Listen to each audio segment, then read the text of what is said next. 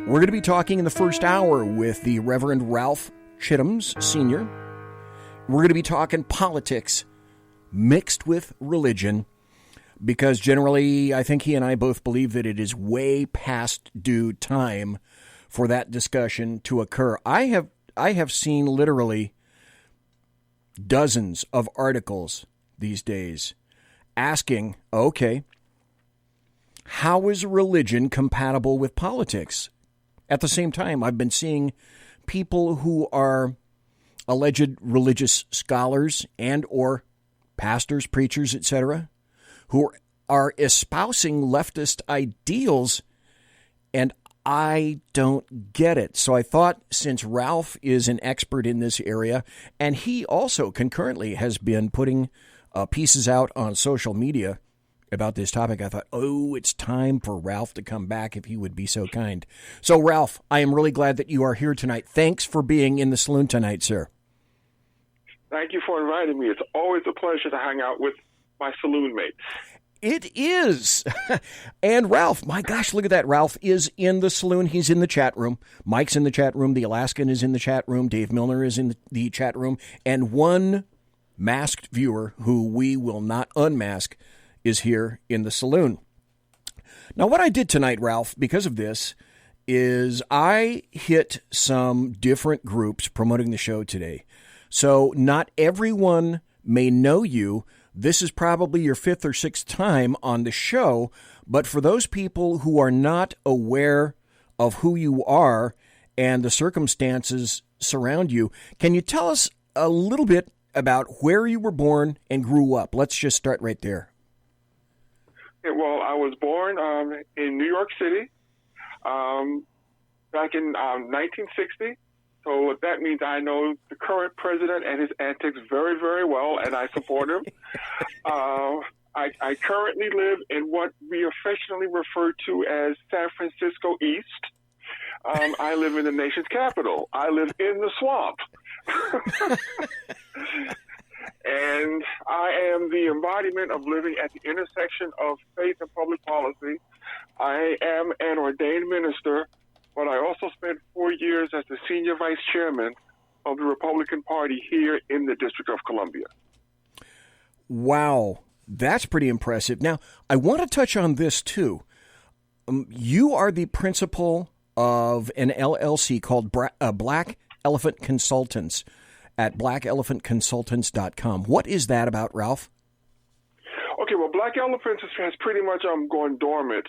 Okay. The organization that's been active for the last 2 years is Urban Red, which That's is right. Another LLC. That's right. And Thank you. Urban Red's mission is to find conservative candidates, not just Republican, conservative candidates, and support them in their run for local offices.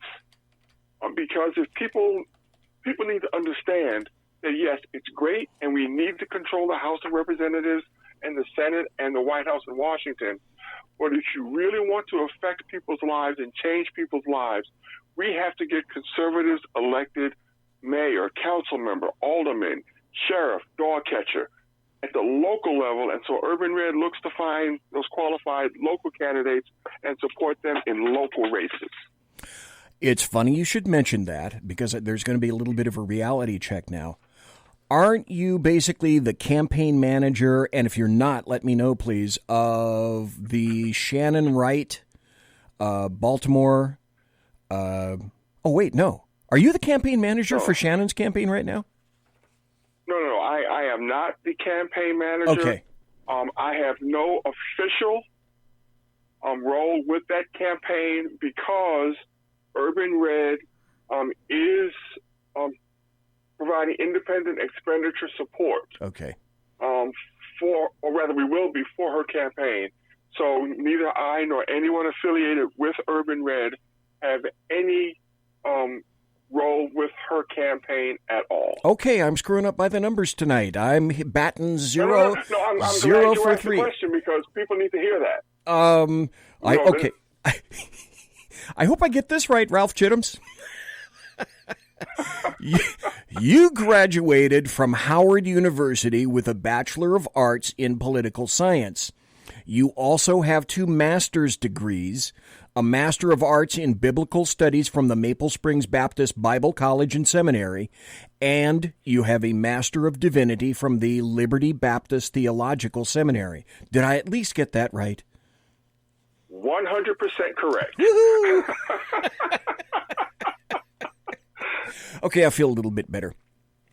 What I wanted to do tonight is, as I indicated in the beginning, just touch base with Ralph regarding the status of leftism and leftists themselves in religion today. Some people would argue that, listen, that's compatible. That's no big deal. Some other people would say compatible. That's completely incompatible with religion.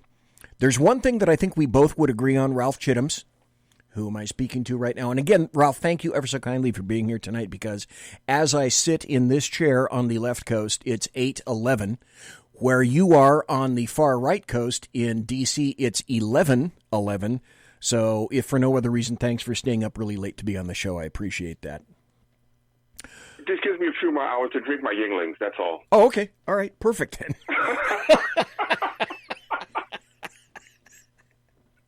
But I think there's one thing that you and I both would agree on, is that if leftists were given their reign, not just in the United States, but all over the world, they do essentially their level best to eliminate religion or Christianity. Am I way far off with that one, Ralph Chittams?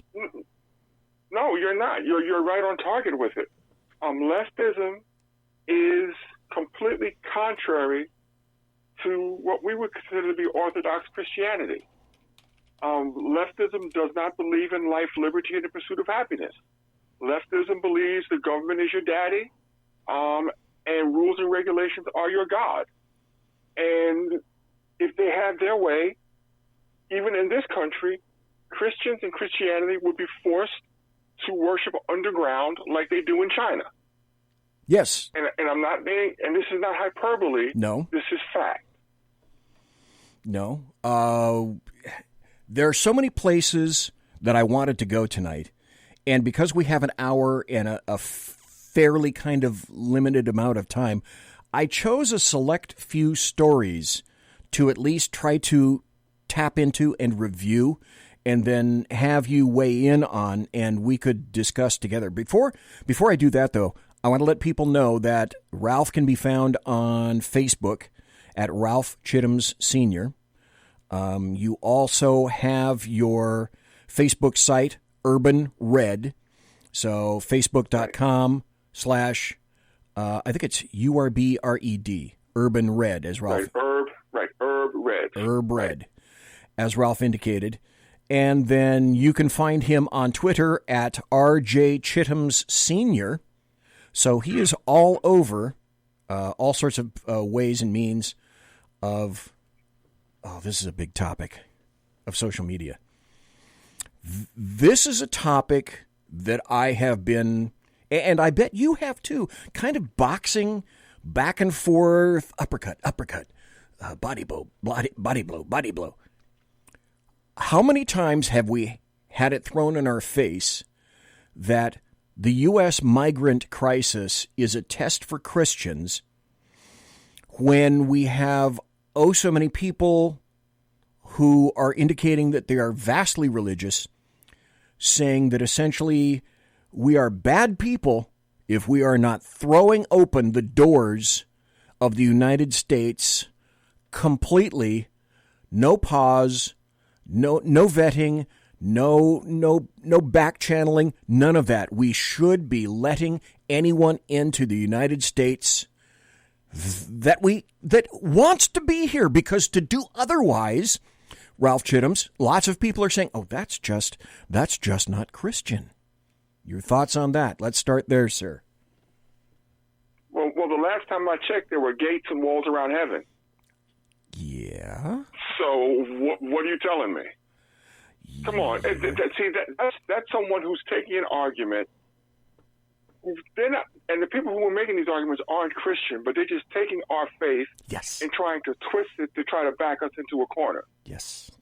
And the problem is, we as Christians, for too long, have been bending over and taking it and not fighting back and telling them that that's a BS argument. You're twisting Scripture, and no, we have every right to have secure borders. We have every right to determine who becomes the beneficiary of our charity. Show me the religion that allows anyone to just climb in the window and take what they want. I'm looking at an article right now. This is from patheos.com. That's sort of an indicator right there. It says the headline is "The U.S. Migrant Crisis is a Test for Christians." They're essentially arguing in an emotive fashion, and that's generally the first argument that we will encounter. The quote here is, "Refugees aren't generalities or stereotypes. They are suffering children with desperate parents struggling to find a better life." Emotive argument. And for those who survive the dangerous struggle and enter the U.S., their children are taken away and tortured. The Trump policy of separating children from refugee parents has led to a humanitarian crisis.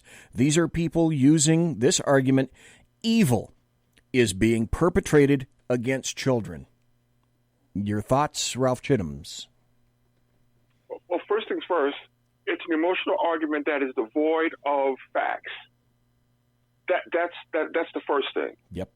This is not a Trump policy. This is an Obama policy. And if people actually looked at what's going on at the border and drilled down, they would see that a lot of these children being brought across the border are not being brought across the border by their parents. They're being brought across the border by mules who then use those children in sex trafficking. So the children have to be separated from the adults so that we in this country can figure out if this kid is who this adult says this child is, to save these children from a life of sexual abuse. Absolutely. That's the first thing. Oh, yes. And let's also be honest about what's happening at the border. Explain to me why at the border, when we detain people, we're finding Egyptians, Afghanis, Syrians, people from all over. How are these supposed refugees who are hungry and starving finding a means to fly halfway around the world to somewhere in Central or South America, then walk across that country with an iPhone 11 to get to the United States border? So stop the lie about starving refugees. That dog don't hunt.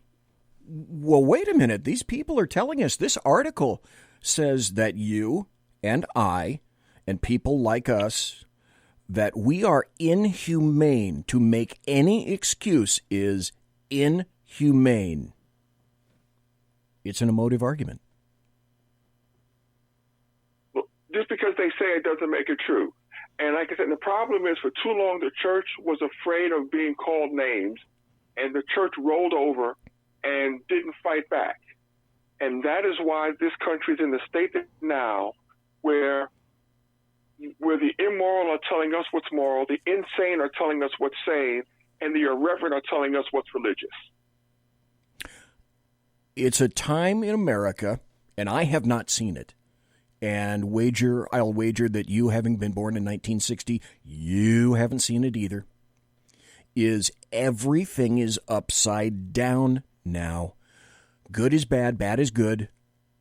Black is white, white is black.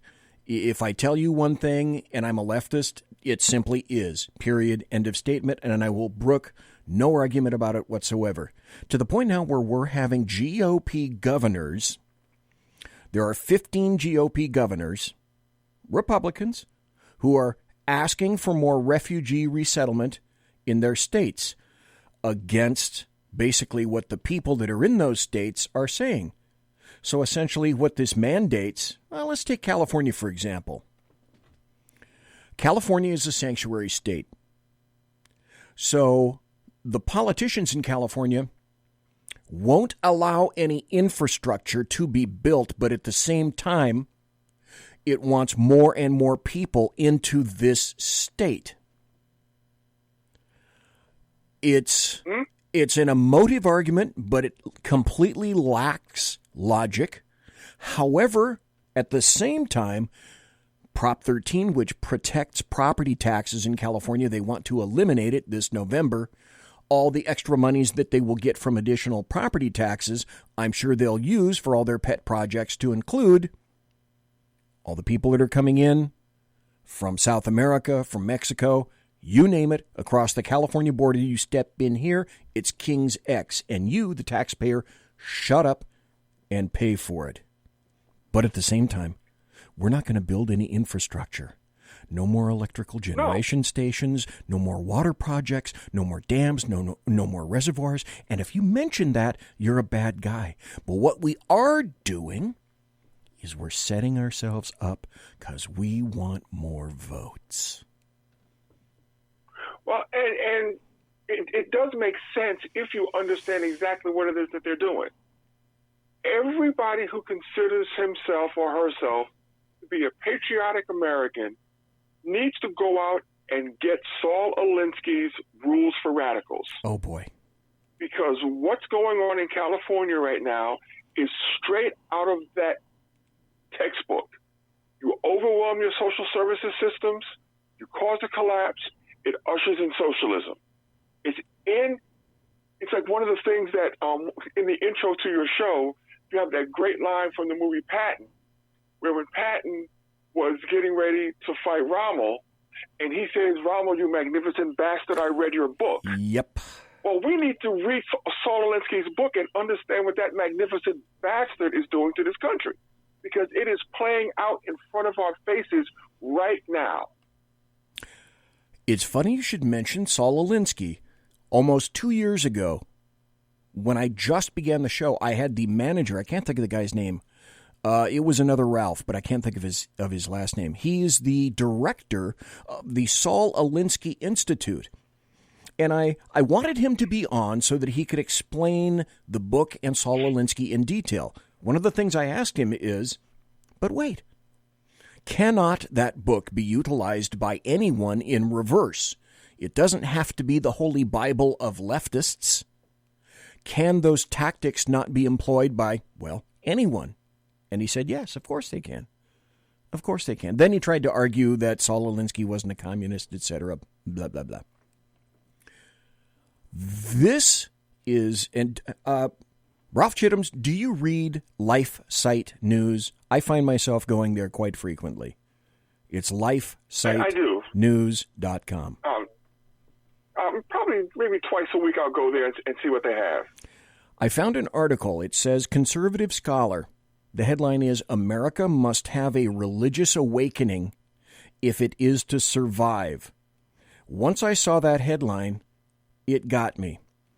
Conservative scholar Charles Murray is not optimistic about the future of the United States. In an interview with Canadian pro-life activist Jonathan Van Maren, Murray, who is famous for his many books on culture and politics, said the American experiment in constitutional government is dead as a doornail, and that without a religious awakening, the United States may last only a few more decades. That is a startling statement, and it got my attention. Ralph Chittoms, your thoughts on that, sir? Well, it's a fact. The American experiment only works because we have people of faith running the government. You know, people can argue about the founding of the nation being flawed with, you know, the negotiations regarding slavery and everything else, but even from the founding of this country, it was understood that God is in control. All men are created equal.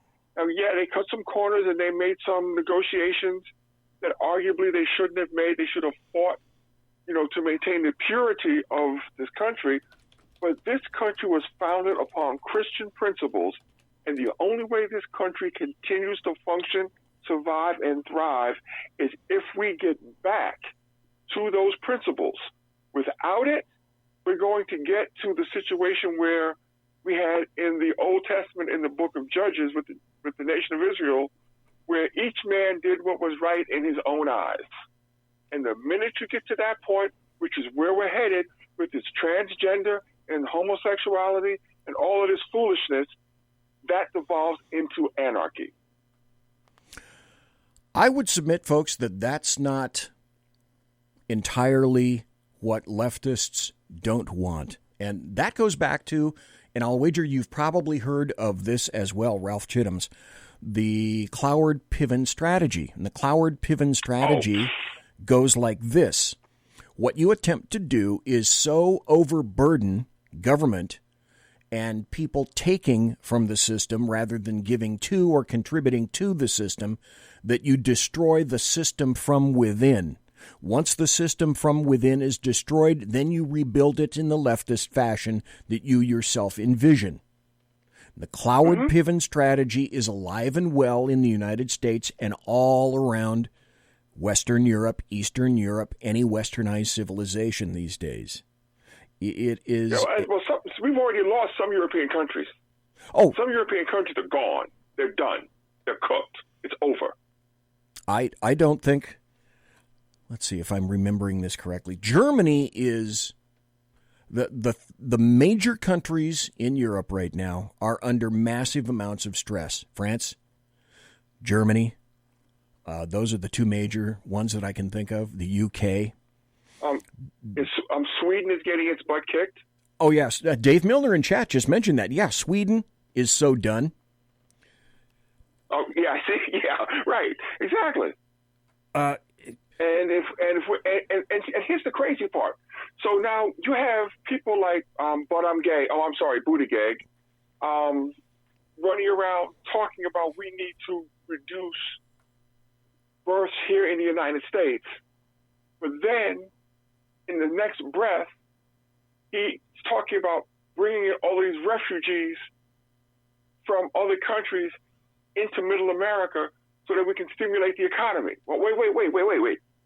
So you want Americans to stop having babies so you can import people who don't have our values, who don't have our culture, into the country. People like him are setting this country up to be taken over from the inside. Well, wait, Ralph, you and I don't get it. Listen, we are not in accordance with the leftists' great plan because, you see, it's all these poor people like that we desperately need in America to do the jobs that Americans otherwise wouldn't do. You know, like all the jobs that are being automated right now, and then when we bring all of these people in here, there are no low-skill level jobs for them anymore. Fruit is picked mechanically. Kiosks are now the rage in fast food America, all because of immigrants, illegals, driving down wages. When we come back, we got to take a break. We got about 2 more minutes. We're talking to Ralph Chittams, Reverend Ralph Chittams. Tonight we're talking about Christians and Christianity and how, in my opinion, and I believe Ralph's as well, it's been infested with leftists, pastors and reverends. Oh, God, Reverend Wright just flashed in my brain just for a moment there. When we come back, there's another article that I found from LifeSite. It's an opinion piece. And the title of this is, and this is what I would like to begin speaking to Ralph Chittams about when we return. If Christians don't personally engage in politics, it's all over for America. If we fail to act in the public square, more immoral policies will spread and harm those we love. Also, when we come back, we'll talk about abortion. We'll talk about Margaret Sanger. We may even talk about, because the illegals that come into America, they do the jobs that other people won't do. Oh, you mean like when Foster Farms got raided and all the illegals were moved, other locals came in and started doing those jobs. Huh. Imagine that. Well, that just doesn't make any sense. Yeah, it does. Folks, we're talking to the Reverend Ralph Chittams. We will be right back after this. I am BZ. You are in the saloon tonight. Conservative media done right. You're listening to the SHR Media Network. From a public locker inside a dilapidated Long Island rail station comes a show designed to piss off liberals using truth, facts, and ridicule. The Lid Radio Show, featuring the conservative voice from the People's Republic of New York, the Lid himself, Jeff Dunetz. Tune in every Wednesday at 2 p.m. Eastern, 11 a.m. Pacific on the SHR Media Network. Go to shrmedia.com. At Lid Radio, we fight for the truth, justice, and a good kosher T-bone. If you don't listen, Hillary Clinton might sneak into your bedroom in her housecoat late at night and blame you for her election loss. It's the Lid Radio Show with Jeff Dunetz. For 50 years, I've seen the American people blinded by corrupt politicians, a lapdog media, and deceptive Islam. The one thing the elites fear is one man with a cane. I'm Dave Milner. Join me through Spreaker, iTunes, and SoundCloud, through SHR Media and the Western Free Radio Network, for half a century of experienced perspective on political and social issues, weekly on The Unpleasant Blind Guy. And catch me on Jeff Mitchell's EDL Radio on blogtalkradio.com. There's no surrender, ever. Because truth is not always pleasant. This is Shannon Wright of The Right Way with Shannon and Mike in the AM. Mike's not here, so I gotta talk fast. You gotta join us. Fall season. Getting ready to start up with a whole bunch of new stuff. News and food and politics and sports and entertainment and a whole bunch of stuff. But wait, Mike's coming. I gotta go. Remember, Shannon and Mike in the AM on SHR Media, Monday through Thursday, 7 to 9 a.m. Make sure you tune in. Featuring right thinking from a left brain and doing the job the American maggots won't. BZ is fundamentally changing America one diaper at a time. Just when safety pin manufacturers are running out of metal for the diapers of the leftists, where the speech is free, but the drinks are not. The Bloviating Zeppelin's Berserk Bobcat Saloon can be heard every Tuesday and Thursday night, commencing at 11 p.m. Eastern and 8 p.m. Pacific, where pushback is a requisite art form in and of itself. Let your ossicles be truly liberated when you listen to the Bloviating Zeppelin's Berserk Bobcat Saloon, only on SHR Media Network. No ferrets were harmed in the making of this ad. Join me, Jack Alexander, for the Jack Alexander Experiment podcast, as I take a unique outsider's look at the issues affecting the USA. I fearlessly take on the issues that everyone else is too scared to touch. The Jack Alexander Experiment podcast is available wherever good podcasts can be found, like Spreaker, iHeartRadio, and Google Podcast. The Jack Alexander Experiment, because it's not a matter of left versus right, it's a matter of right versus wrong. It's your business diva here, Melanie Collette. I am inviting you to a front row seat as I discuss some of the most intriguing details of wealth and finance with today's movers and shakers in the world of business. Listen in and discover financial truths on a global, domestic, and household scale. Uncover topics that will impact your wallet today and in the future. Money Talk with Melanie airs Monday through Friday, 5 p.m. East, 2 p.m. West, right here on SHR Media and High Plains Pundit Talk Radio. You can't afford to miss it. Featuring the effervescent contrarian sackheads Clint, plus the unrestrained bulbosity of BZ, the Sackheads Against Tyranny is a real chat show. Doubling your late-night conservative talk show pleasure with double the hosts, you can listen every Wednesday night at 8 p.m. Pacific, 11 p.m. Eastern. Please note, some contents may have settled during shipping. Member FDIC, batteries not included, warranty voided Montenegro. Conservative media done right. You're listening to the SHR Media Network. Ladies and gentlemen, boys and girls, welcome back to BZ's Berserk Bobcat Saloon radio show, live and direct right here on the SHR Media's palatial and sumptuous and resplendent SHR Media Studios. You can follow me on Twitter at BZEP. You can friend, follow, and like the SHR Media Facebook page. You can subscribe to the SHR Media YouTube channel, click notifications. Hey, give our videos a great thumbs up, a big thumbs up. We got great hosts, great videos, like Dave Milner, the unpleasant blind guy who isn't. I mean, he is blind, okay, but he's not unpleasant. Don't let him talk. Don't let him tell you that, okay? He's sort of, okay, people think he's unpleasant. He's not that unpleasant. He really isn't. And by the way, if you are a supporter of the Second Amendment, like I be, then you can join the U.S. Gun Owners Association on Facebook, the USGOA on Facebook, become a member and get lots of insight into tests, the Second Amendment, and related issues. Great place to go. Tonight we have the pleasure and the honor of talking to Reverend Ralph Chittams Sr., and we're talking about Christians and Christianity and leftists and leftism and its influence on religion. I said before the break that I'd be discussing an article, an opinion piece from LifeSiteNews.com, whose headline is, "If Christians don't personally engage in politics, it's all over for American." Well, people are saying, oh, you should never discuss religion and politics. Well, we're discussing religion and politics. Here's the deal. It was October, I think back in 2008. Obama said specifically that we're 5 days away from fundamentally transforming the United States of America. And he essentially did. He wanted to require faith-based hospitals, doctors, nurses to participate in and to perform or assist with abortions and lose their medical licenses, a whole host of things. So, Ralph Chittams, do Christians and people of faith have the luxury anymore of being able to say, no, I'm not going to let politics get involved in my religion? No, that just can't be. They have to be separate.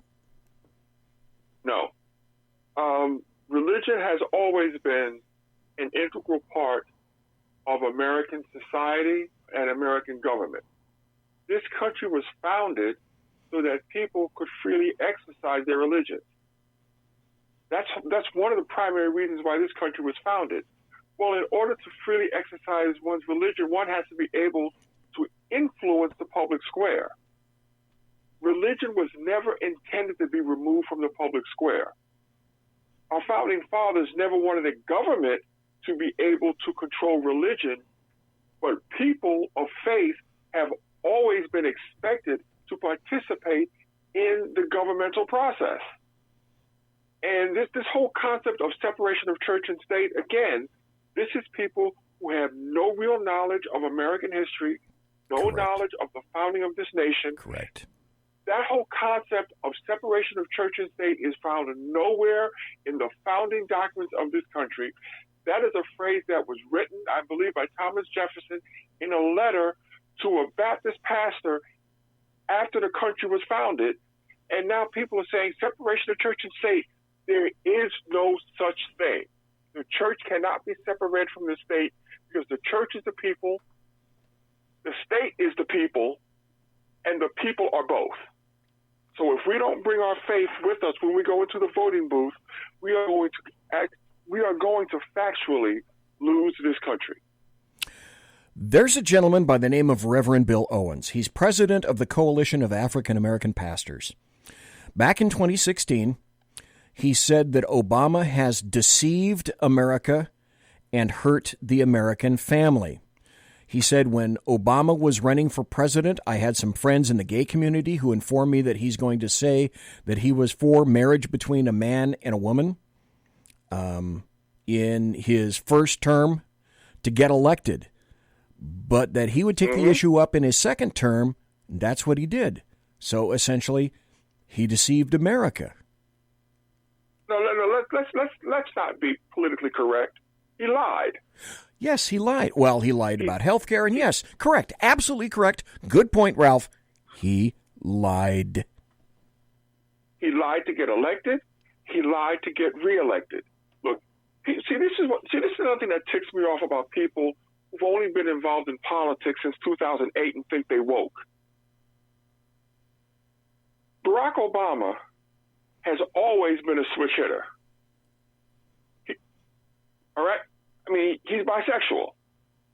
Back in Chicago, he and Rahm Emanuel hung out in the gay bathhouses. This is not a secret. This is common knowledge. But yet, when it comes time to run for president, the powers that be got together, squashed all that stuff, trotted him out as this great, heterosexual married man, loves his wife, has 2 kids. Great family guy. All of that foolishness. Right. Exactly. No. This dude has been sleeping with men since he was in college. And the American people were deceived by one of the biggest con jobs ever in the history of this republic. Then there is the issue, and I wish I had the specific articles. I tried to find them, but I couldn't. I kept them somewhere in my bookmarks, but I can't find them. There are any number of burgeoning leftist pastors and reverends who now are saying that true Christians really embrace socialism. We must embrace socialism. And again, this is so dispiriting when I hear people of faith saying that, well, it must be the United States they're talking about because they happen to be in the U.S. But now we need to, if we're of faith, we need to be embracing socialism itself. There's some kind of a poll, I don't remember where it was from, but it found that most Americans think Jesus would prefer socialism, 24%, than other people. And it's like, what? Are you saying? The other 62% responded neither that or they weren't sure, but that poll reveals actually a really disturbing trend. And it's millennials that are moving there and Gen Zers that are moving there. Right. And the ones that are moving there are the ones who have absolutely no knowledge or understanding of the Bible. They are the most indoctrinated generations that we have.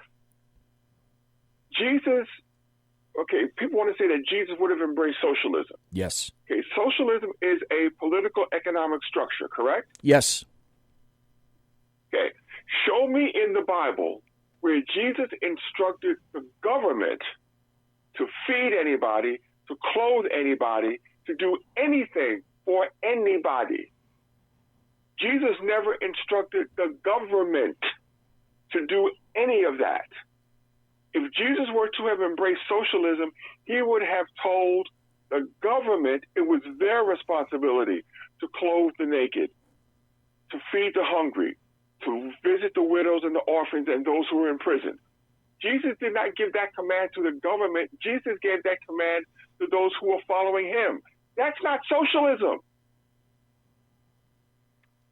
And people who say that kind of stuff are showing their ignorance of the Bible. It's all about, essentially, if you get down to its core, socialism is based on a materialistic worldview. Bernie Sanders, for example, he says the issues of wealth and income inequality is the greatest moral issue of our time. It's the great economic issue of our time and the political issue of our time.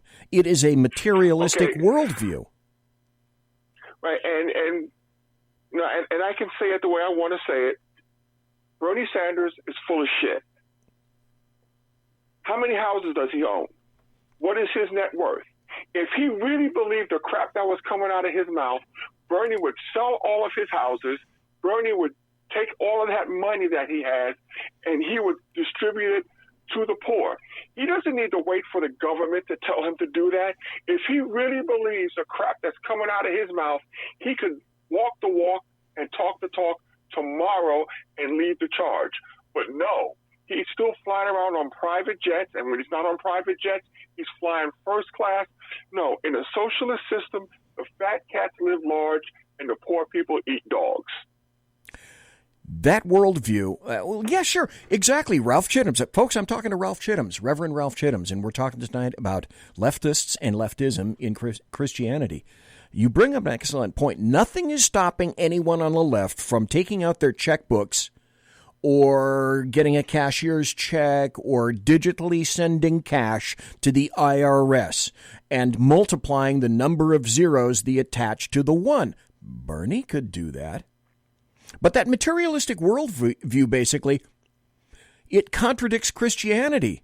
And Christianity talks about, a material world, but it also talks about a non-material world.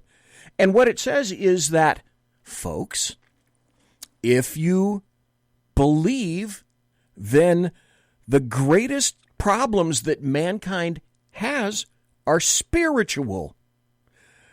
The Bible says that it's the cause of suffering is sin.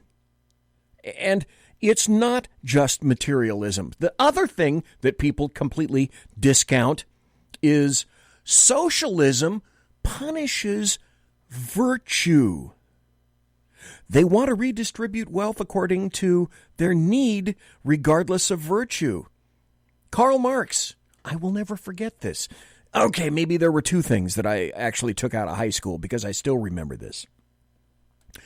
Karl Marx said, from each according to his ability to each according to his needs.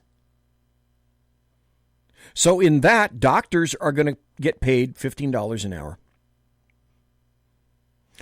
Marx, the funny thing is, he mooched off of others his entire life, and he failed to provide for his wife and his kids, which, of course, people don't talk about either. No, but I mean, here's an interesting observation.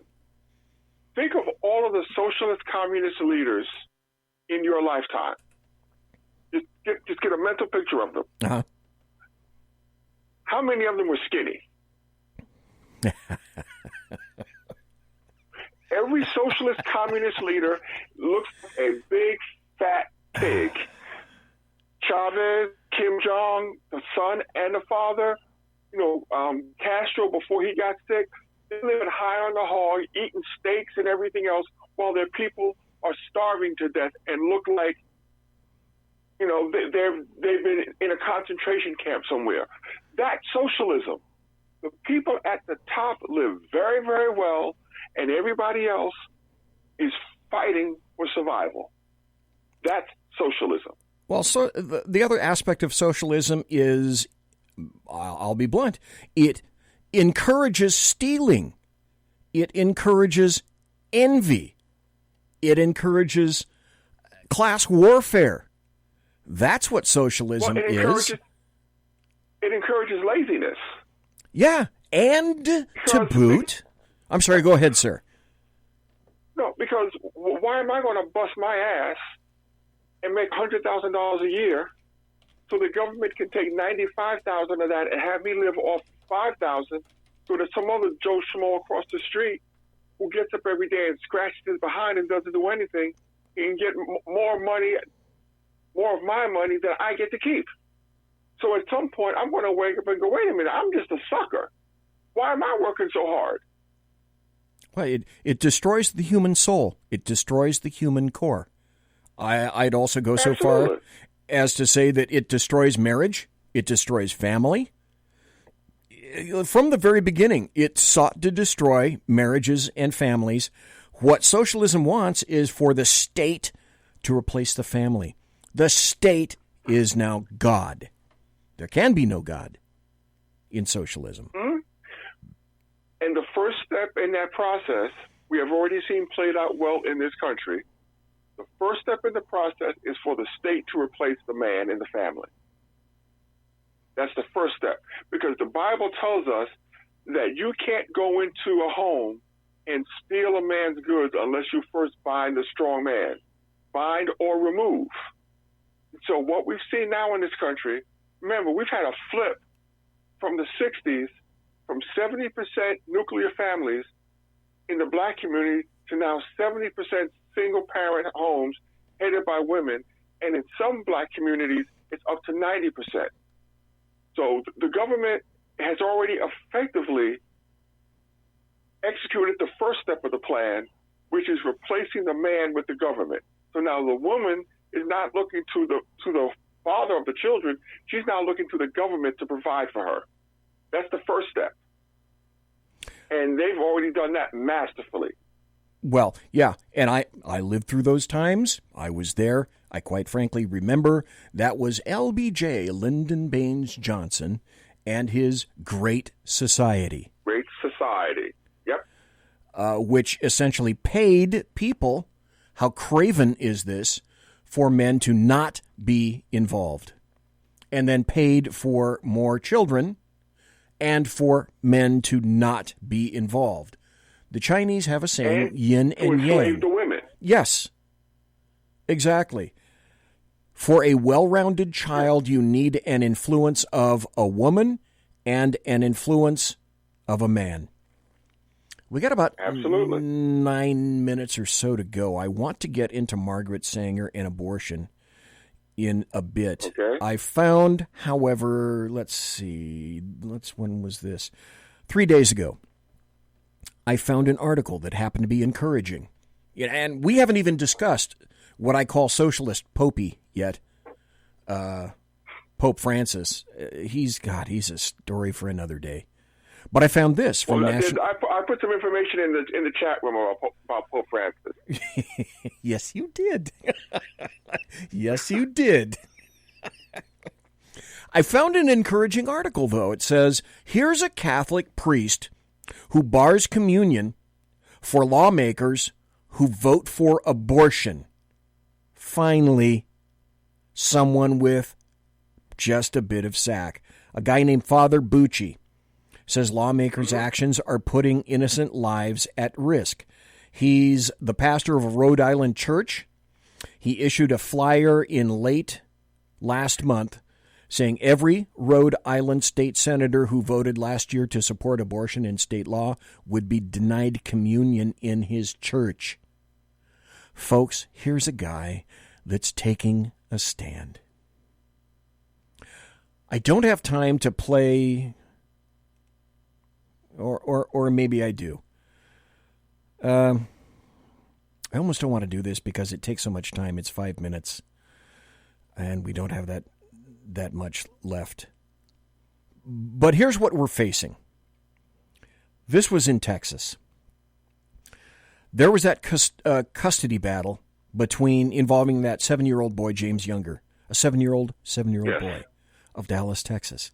His parents got a divorce, and he has a little twin brother named Jude. Now, the mom, who is a massive leftist, she's named Dr.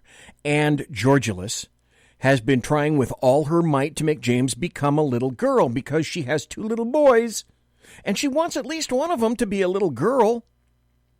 Well, Dad Jeff stood up and fought for him. She wanted to change James into Luna and started making him wear a dress. And this was about custody. It was about a battle. It was about a woman who's a massive leftist who wanted to turn her 7-year-old son into a girl, wanted to make a 7-year-old start taking drugs. So the judge stepped into a custody battle, and so that's not going to happen, at least at this point. But here's another example of things just upside down. The New Haven, Connecticut police now are going to pass out free crack pipes with drug use kits. That's weird. I thought cop jobs they didn't include handing out drugs. That's so weird. We got 6 more minutes left. I do not understand anyone of a religious bent embracing Ralph Northam and other leftists who have said, well, not only is abortion is it okay, but it's okay up to and including birth. And if following birth the mother decides, nah, then many leftists are saying, well, that child should be killed too because it's up to the mom. Born doesn't make any difference now. This is a view that began a woman named Margaret Sanger, and I still don't understand the linkage between her and leftists and Demorats, and for American blacks who all get thrown into the mix. Margaret Sanger said essentially, and she created Planned Parenthood. That was her phrase. These are all Margaret Sanger quotes. But from my view, I believe there should be no more babies. Another quote, the most merciful thing the large family does to one of its infant members is to kill it. This is one that you won't find leftists quoting at all. This confounds the incredible hell out of me, Ralph Chittams. This is a quote, we don't want the word to go out that we want to exterminate the Negro population. Mm-hmm.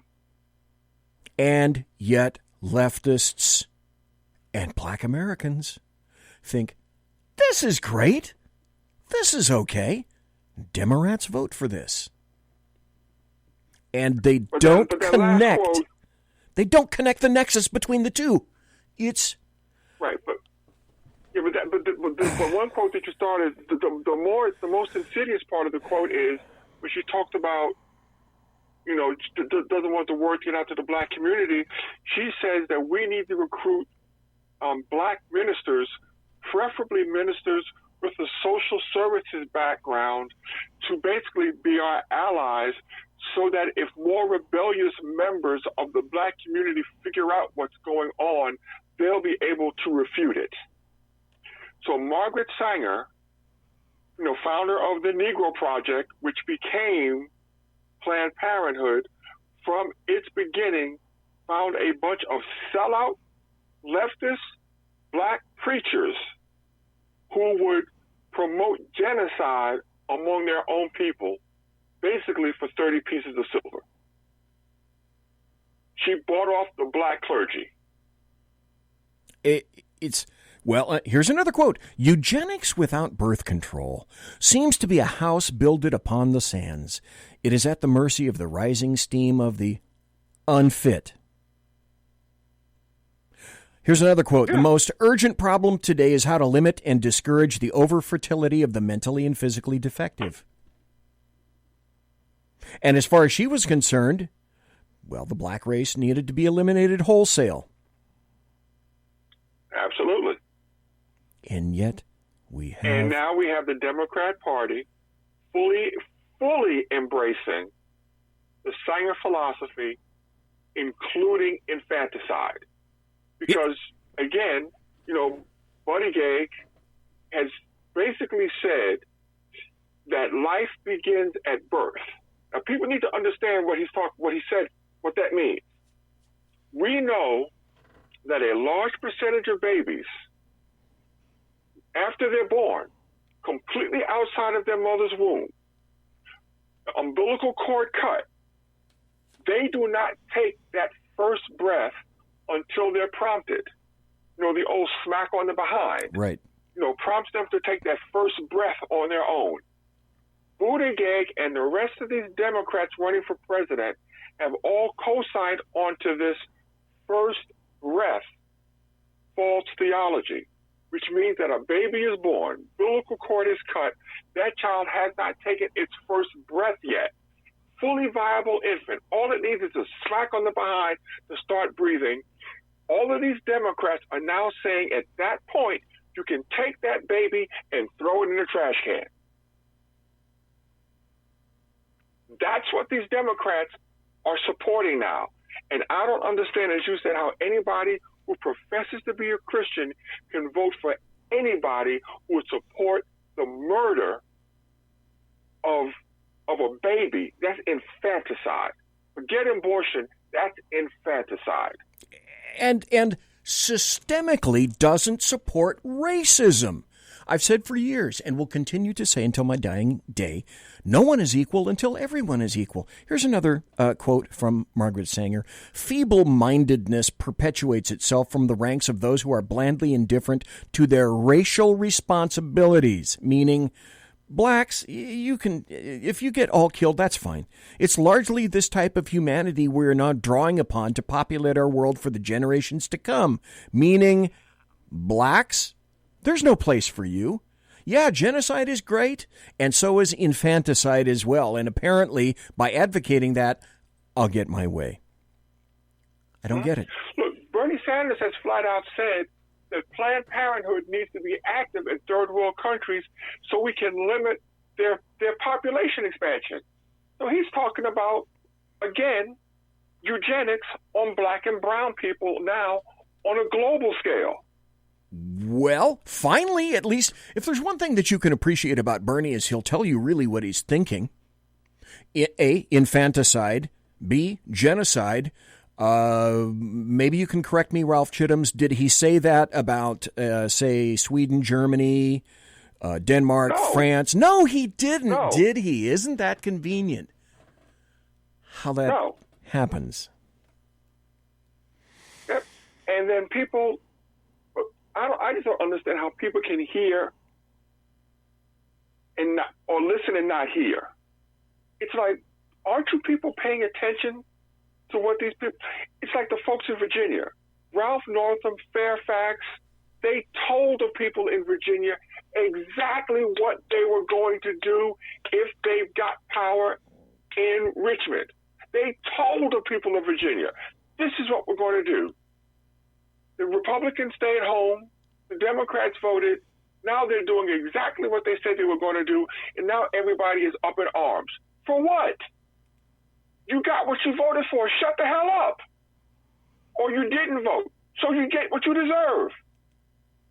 These Democrats are telling us they are going to destroy this country, rip out the foundations of this country, completely dismantle the moral and social underpinnings of this country, and people are just walking around oblivious to it. And then if they allow them to get into power, they're going to be the first ones crying and moaning about, well, what happened? What happened is exactly what they told you was going to happen, and you were stupid enough and you let it happen. Ralph Chittoms, as ever, thank you so kindly for being here tonight. It's now the magic witching hour of midnight on the far right coast where you are. So thank you again for being here and for staying up so late. We are definitely going to have you back, and thank you ever so kindly, sir. I know you're a busy guy. I understand completely, but I'd still love to have your radio show back. I understand. And again, thank you for inviting me. I always have a good time with you. Thank you so very much. Folks, Reverend Ralph Chittoms, and there's a very good and excellent salient reason why I like to talk to him, because you want to talk about a smart dude? That's a smart dude right there.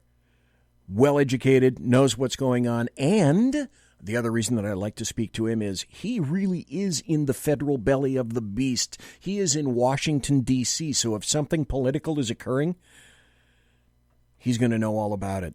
Folks, I'm BZ. That was Ralph Chittoms. You were listening to the Bloviating Zeppelin's Berserk Bobcat Saloon radio show. We'll be right back after this. When we come back, we're going to talk about the new way forward submitted by the Demorats. We're going to go over an article by Max Boot saying, you know what, Demorats, you better change your thinking. You better start getting in line. We're going to have examples of slow Joe Biden pulling a Hillary Clinton. And have I got some happy stories for you? Holy moly. Be right back after this. Conservative media done right. You're listening to the SHR Media Network. For 50 years, I've seen the American people blinded by corrupt politicians, a lapdog media, and deceptive Islam. The one thing the elites fear is one man with a cane. I'm Dave Milner. Join me through Spreaker, iTunes, and SoundCloud, through SHR Media and the Western Free Radio Network, for half a century of experienced perspective on political and social issues, weekly on The Unpleasant Blind Guy. And catch me on Jeff Mitchell's EDL Radio on blogtalkradio.com. There's no surrender, ever. Because truth is not always pleasant. It's your business diva here, Melanie Collette. I am inviting you to a front row seat as I discuss some of the most intriguing details of wealth and finance with today's movers and shakers in the world of business. Listen in and discover financial truths on a global, domestic, and household scale. Uncover topics that will impact your wallet today and in the future.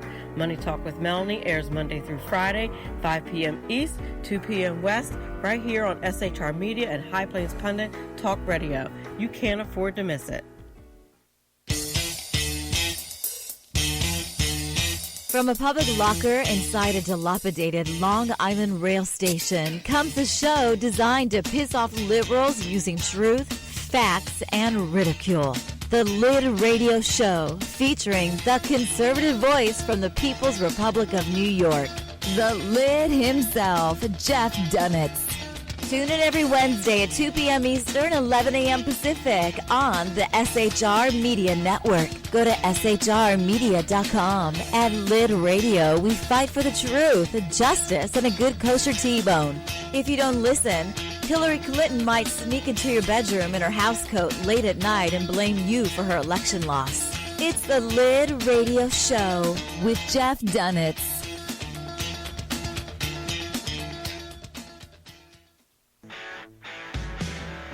Hey girls, Carry Girl Gear is here. More and more women every day are concealed carrying, participating in competitive shooting, and getting firearms training. It's not a boys' club anymore, and we don't have to shop in their stores anymore either. Finally, a cool and unique clothing line just for women. Dope tees and hats for the patriotic concealed carry and 2A girl. So what are you waiting for? Go check out carrygirlgear.com today. Broadcasting behind enemy lines in occupied California, a mere 2 miles from the state capital, the bloviating Zeppelin's Berserk Bobcat Saloon radio show can be heard every Tuesday and Thursday night at 8 p.m. Pacific and 11 p.m. Eastern. Only on the SHR Media Network. Go to shrmedia.com to listen. You can also watch on the SHR Media Facebook page and the SHR Media YouTube channel. No goldfish were abused in the making of this ad.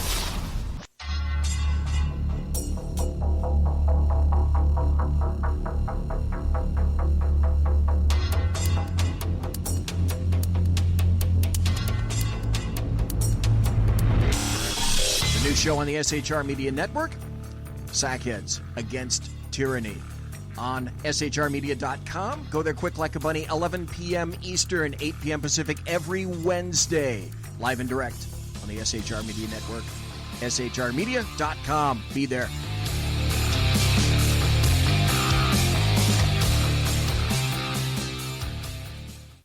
Hey, this is Michael Wright. And I'm Shannon Wright. Join us for The Right Way with Shannon and Mike, Monday through Thursday from 7 to 9 a.m. right here on SHR Media. Why are they joining us? For fun things like sports, politics. Oh, maybe some news and entertainment? And all kinds of other things. Money and recipes and events, all kinds of stuff. Yeah, so join us Monday through Thursday, 7 to 9 a.m. here on shrmedia.com. Conservative media done right.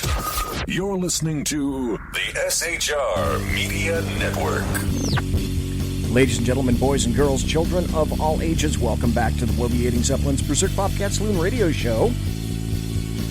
You got a friend, follow and like the SHR Media Facebook page. Subscribe. I suggest you subscribe right now, quick like a bunny, to the SHR Media YouTube channel. Go there, click notifications, give our videos a big thumbs up, just like this. Great hosts, great videos, great shows.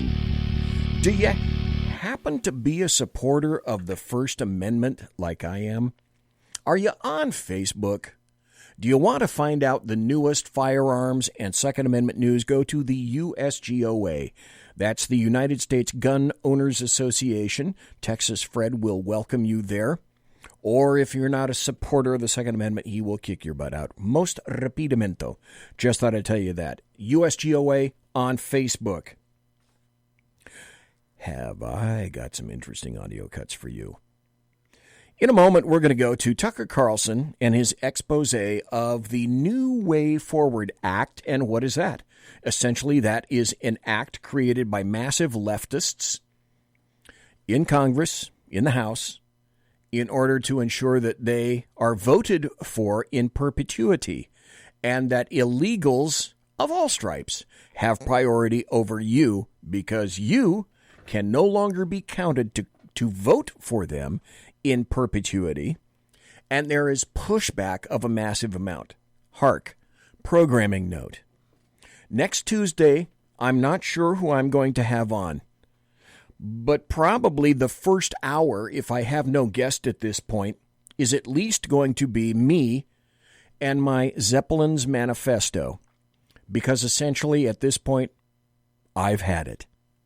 I've had it with leftists. I've had it with Demorats. I've had it with the American media maggots. I was pushed kicking and screaming into voting for Trump, and it turns out that that was one of the best things that I did with a vote recently. So my guess is I'm going to be taking the bulk of an hour, maybe more, on Tuesday night, presenting to you my Zeppelin manifesto and why I am done, end, finito, fini, done with bipartisanship and compromise. The only thing I want to see now from conservatives and Republicans, I want to see Demorat veins between their teeth. Because that's how politics is going to get played from now on. And those people who still think that everyone wants to make a bullshit. Leftists and Demorats are no more interested in making nice to you than they are the man in the moon. And if they had their way, they would remove you completely off the planet. There is some good news. Oh, by the way, after this, I'm going to be doing... I got a great story, which came from the Washington Post. Because as you and I both know, the Demorat Party is falling apart. I'm loving it. Like McDonald's. I'm loving it. Got a great article. Max Boot, momentarily, came to his senses because, there's going to be such a kerfuffle coming shortly. After March 3rd, there's going to be such a big kerfuffle in the Demorat Party. Dave in chat says, I love the smell of partisanship in the morning. It smells like victory. Here are two articles that I didn't get to in my discussions with Ralph Chittams in the first hour. The first one is from the Washington Times. It says, Black Americans are coming home to the GOP. Coming home contains truths about the relationship between African Americans and Donald Trump that will not be reported by the media. I'd say that's a happy story. Then here's another one. This is from the Detroit News. Washington and Detroit issuing articles like this. Bankole Thompson wrote, Trump is coming for the black vote. Just the first paragraph. If there's one key takeaway from President Donald Trump's State of the Union address this past Tuesday night, it's that he's going to seriously compete for the black vote in the coming election. Trump is not leaving anything on the table this time around, and his speech provides a roadmap of sorts for how he's going to campaign for a second term. The vote was always there, Republicans. All you have to do... Dave says Max Boot. Who is he? Let me give you a quick analysis of Max Boot. Max Boot is a guy who has always said that he's a Republican. Just like George Will has always said that he's a Republican. Just like Bill Kristol has always said that he's a Republican. John McCain has said that he's a Republican. Jeff Flake, perfect name, has said that he's a Republican. They're all whiners. One of them is dead. Max Boot, once Trump came into office, and essentially cut all these fucktards off from their political inroads and political power because they can't get in to see him anymore. Max Boot went hard left. So I got a great article from Max Boot. Anyway, Bankole Thompson said if there's a key takeaway from President Trump's thing, his State of the Union address, is he's coming for the black vote. So question, what is it that stopped any Republican before from coming for the black vote, as Donald Trump said? And why hasn't anybody done this? There's another article that I got coming up where another individual said, you know what? If Trump gets 16% of the black vote, he's in. Why has no one up to Trump said something as simple as, hey, you can vote for me? Why don't you vote for me? You know what's happened in the past. What do you got to lose? Well, everything. You've got a little bit of everything to lose.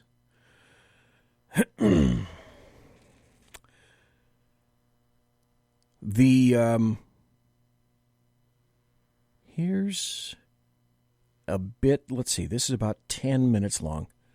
This is Tucker Carlson talking about the New Way Forward Act. And I've been listening very closely to try to find out, has anybody else been talking about this? No, the only thing I've seen on the American media maggots are people addressing specifically Tucker Carlson and saying that he's absolutely abjectly wrong about any of this. Really?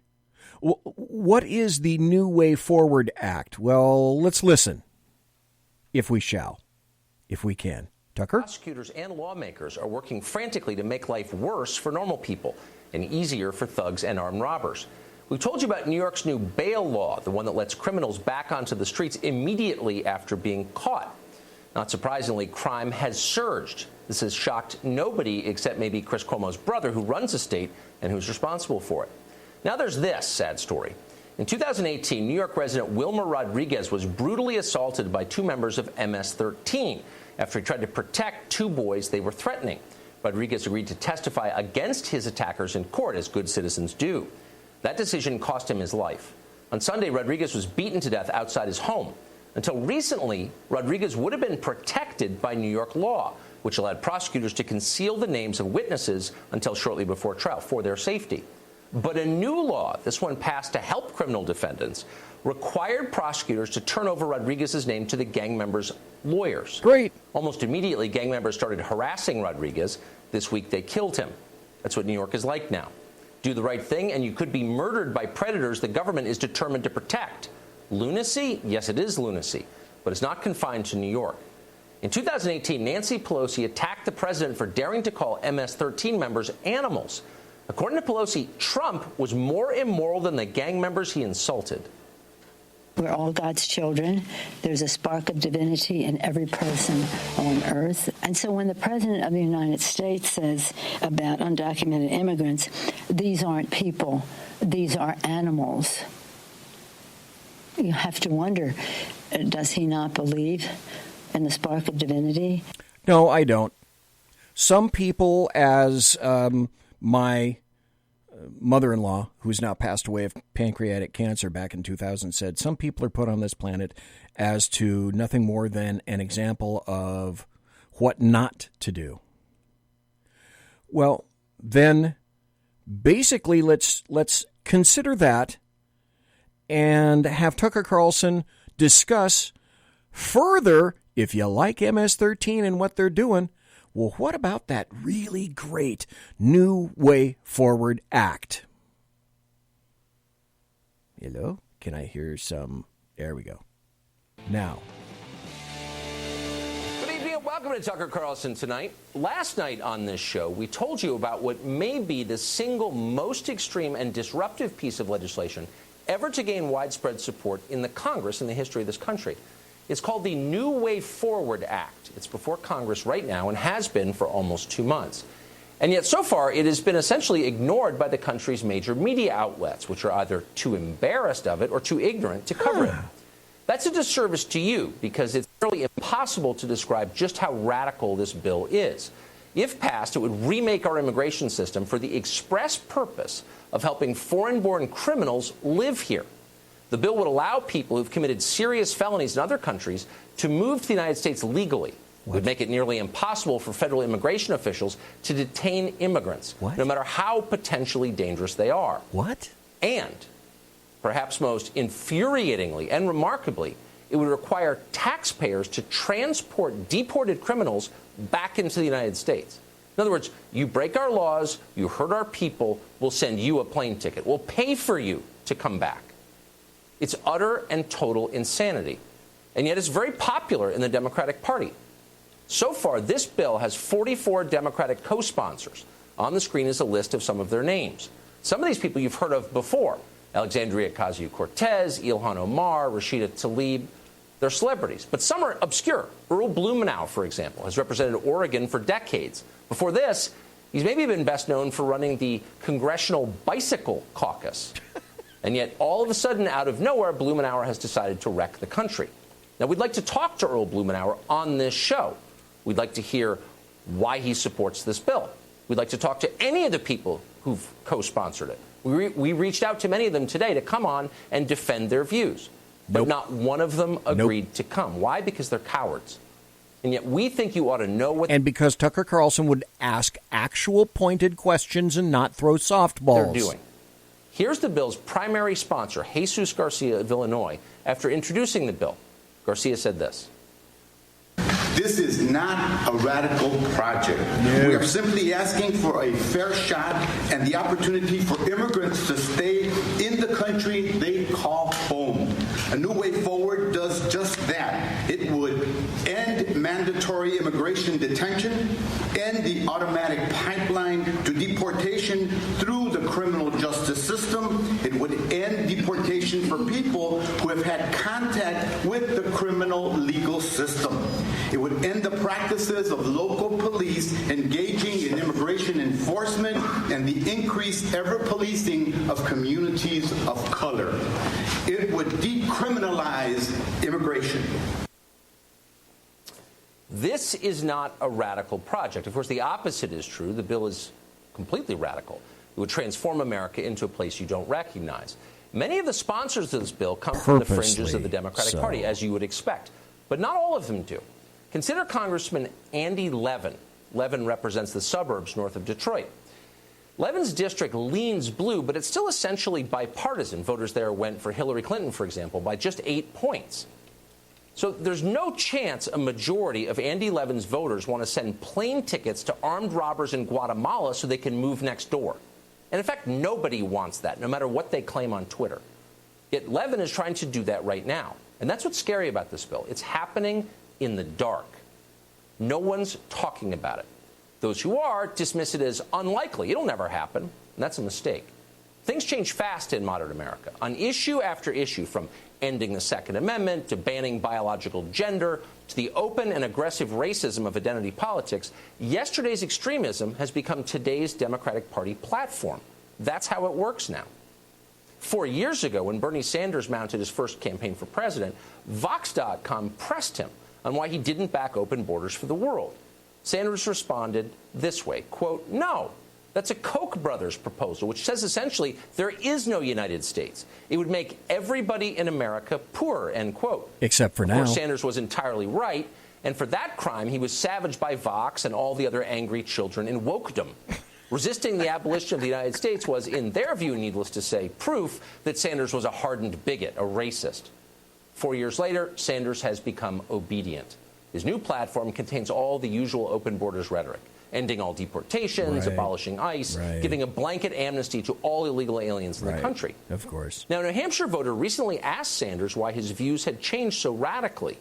The man who once called lax immigration enforcement a Koch brothers conspiracy just 4 years ago suddenly sounded very much like a Koch brother himself.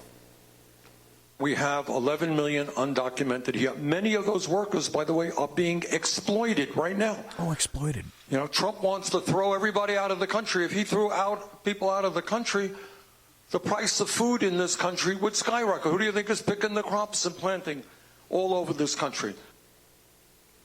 Mechanical things. Actually, machines are picking most of the crops in tree this country shakers now and planting them too. Yeah. Bernie's almost 80 years old, and apparently nobody told him that.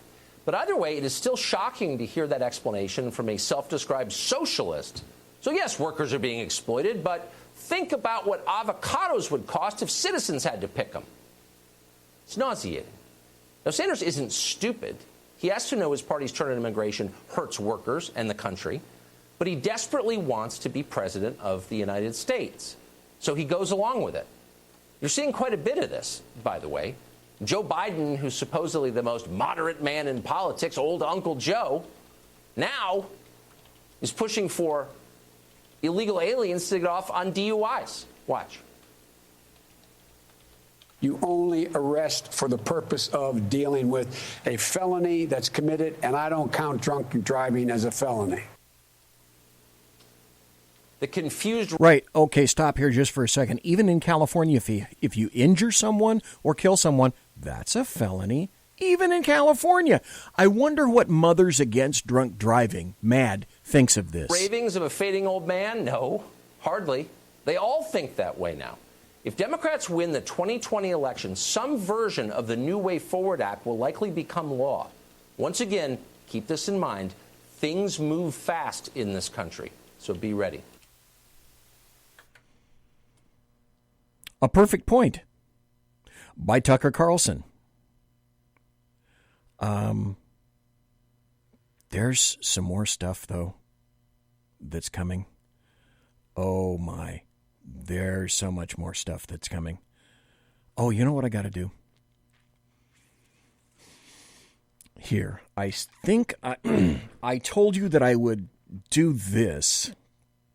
I don't know how I can transfer from this computer over to that computer. I told you that I would give you the website for coronavirus COVID-19 global cases by Johns Hopkins CSSE.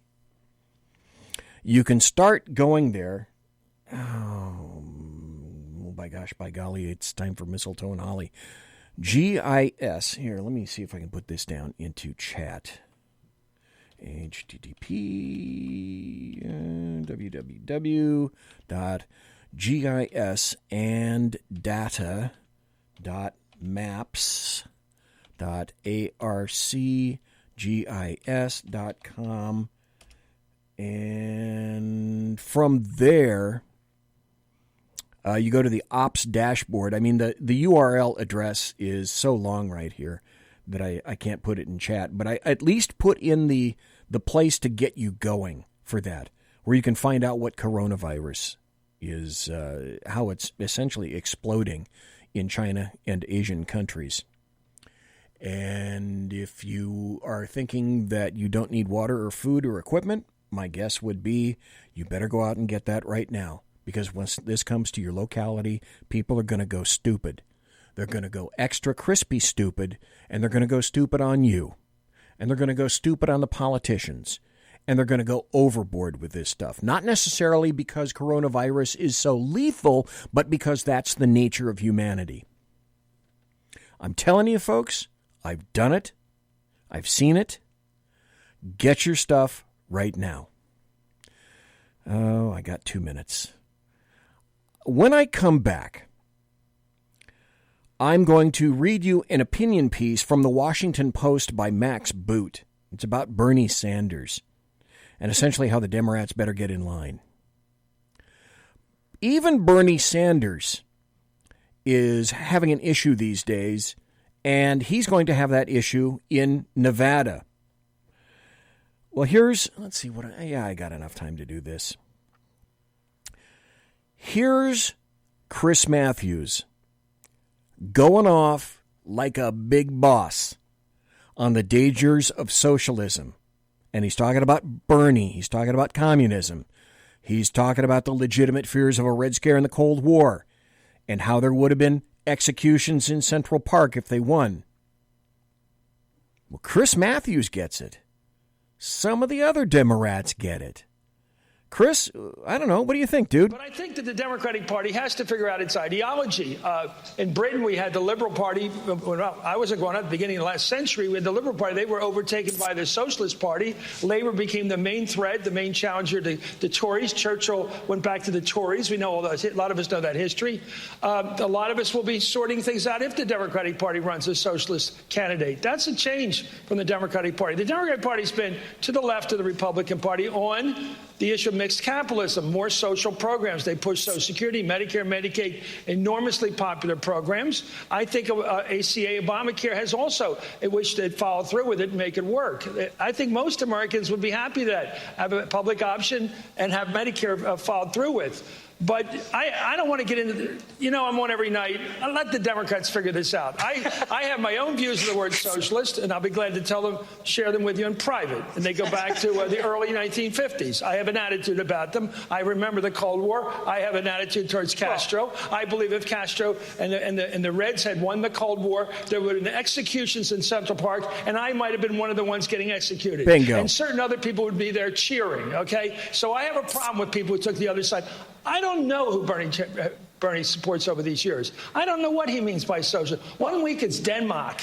We're going to be like Denmark. Okay, that's harmless. That's basically a capitalist country with a lot of good social welfare programs. Denmark is harmless. He's pretty clearly in the Denmark category, yeah. Are you sure? How do you know? Did he I tell you don't that? think so. Well, I mean, that's what he says, and that's what his agenda calls for, right? Yeah. He's not calling for Let's see. Wait, these are Demorats arguing with each other. Where video of him praising the other version, which is Castro, has been used. Well, but will be used. That's a question we haven't seen how that plays. Of how what the effect that has. Well, what does he think of Castro? That's a great question. What did you think of Fidel Ismo? We all thought he was great when he first. I think he was cheering like mad for him when he first went in, and then he became a communist and started shooting every one of his enemies. Okay, hold those thoughts on the Cuban Revolution. Ooh, a lot of the other Demorats don't like Chris Matthews telling the truth. You want some more truth? We're going to hear some more truth. Come back from the break. I'm BZ. You're in the saloon. Conservative media done right. You're listening to the SHR Media Network. From a public locker inside a dilapidated Long Island rail station comes a show designed to piss off liberals using truth, facts, and ridicule. The Lid Radio Show, featuring the conservative voice from the People's Republic of New York, the Lid himself, Jeff Dunitz. Tune in every Wednesday at 2 p.m. Eastern, 11 a.m. Pacific on the SHR Media Network. Go to shrmedia.com. At Lid Radio, we fight for the truth, justice, and a good kosher T-bone. If you don't listen, Hillary Clinton might sneak into your bedroom in her housecoat late at night and blame you for her election loss. It's the Lid Radio Show with Jeff Dunitz. For 50 years, I've seen the American people blinded by corrupt politicians, a lapdog media, and deceptive Islam. The one thing the elites fear is one man with a cane. I'm Dave Milner. Join me through Spreaker, iTunes, and SoundCloud, through SHR Media and the Western Free Radio Network, for half a century of experienced perspective on political and social issues, weekly on The Unpleasant Blind Guy. And catch me on Jeff Mitchell's EDL Radio on blogtalkradio.com. There's no surrender, ever. Because truth is not always pleasant. This is Shannon Wright of The Right Way with Shannon and Mike in the AM. Mike's not here, so I gotta talk fast. You gotta join us. Fall season. Getting ready to start up with a whole bunch of new stuff. News and food and politics and sports and entertainment and a whole bunch of stuff. But wait, Mike's coming. I gotta go. Remember, Shannon and Mike in the AM on SHR Media, Monday through Thursday, 7 to 9 a.m. Make sure you tune in. Featuring right thinking from a left brain and doing the job the American maggots won't. BZ is fundamentally changing America, one diaper at a time. Just when safety pin manufacturers are running out of metal for the diapers of the leftists, where the speech is free, but the drinks are not. The bloviating Zeppelin's Berserk Bobcat Saloon can be heard every Tuesday and Thursday night, commencing at 11 p.m. Eastern and 8 p.m. Pacific, where pushback is a requisite art form in and of itself. Let your ossicles be truly liberated when you listen to the bloviating Zeppelin's Berserk Bobcat Saloon, only on SHR Media Network. No ferrets were harmed in the making of this ad. Join me, Jack Alexander, for the Jack Alexander Experiment podcast, as I take a unique outsider's look at the issues affecting the USA. I fearlessly take on the issues that everyone else is too scared to touch. The Jack Alexander Experiment podcast is available wherever good podcasts can be found, like Spreaker, iHeartRadio, and Google Podcast. The Jack Alexander Experiment, because it's not a matter of left versus right, it's a matter of right versus wrong. It's your business diva here, Melanie Collette. I am inviting you to a front row seat as I discuss some of the most intriguing details of wealth and finance with today's movers and shakers in the world of business. Listen in and discover financial truths on a global, domestic, and household scale. Uncover topics that will impact your wallet today and in the future. Money Talk with Melanie airs Monday through Friday, 5 p.m. East, 2 p.m. West, right here on SHR Media and High Plains Pundit Talk Radio. You can't afford to miss it. Featuring the effervescent contrarian sackheads Clint, plus the unrestrained bulbosity of BZ, the Sackheads Against Tyranny is a real chat show. Doubling your late-night conservative talk show pleasure with double the hosts, you can listen every Wednesday night at 8 p.m. Pacific, 11 p.m. Eastern. Please note, some contents may have settled during shipping. Member FDIC, batteries not included, warranty void in Montenegro. Conservative media done right. You're listening to the SHR Media Network. Ladies and gentlemen, boys and girls, children of all ages, it's the final 25 minutes of the bloviating Zeppelin's Berserk Bobcat Saloon radio show, live and direct from the sumptuous,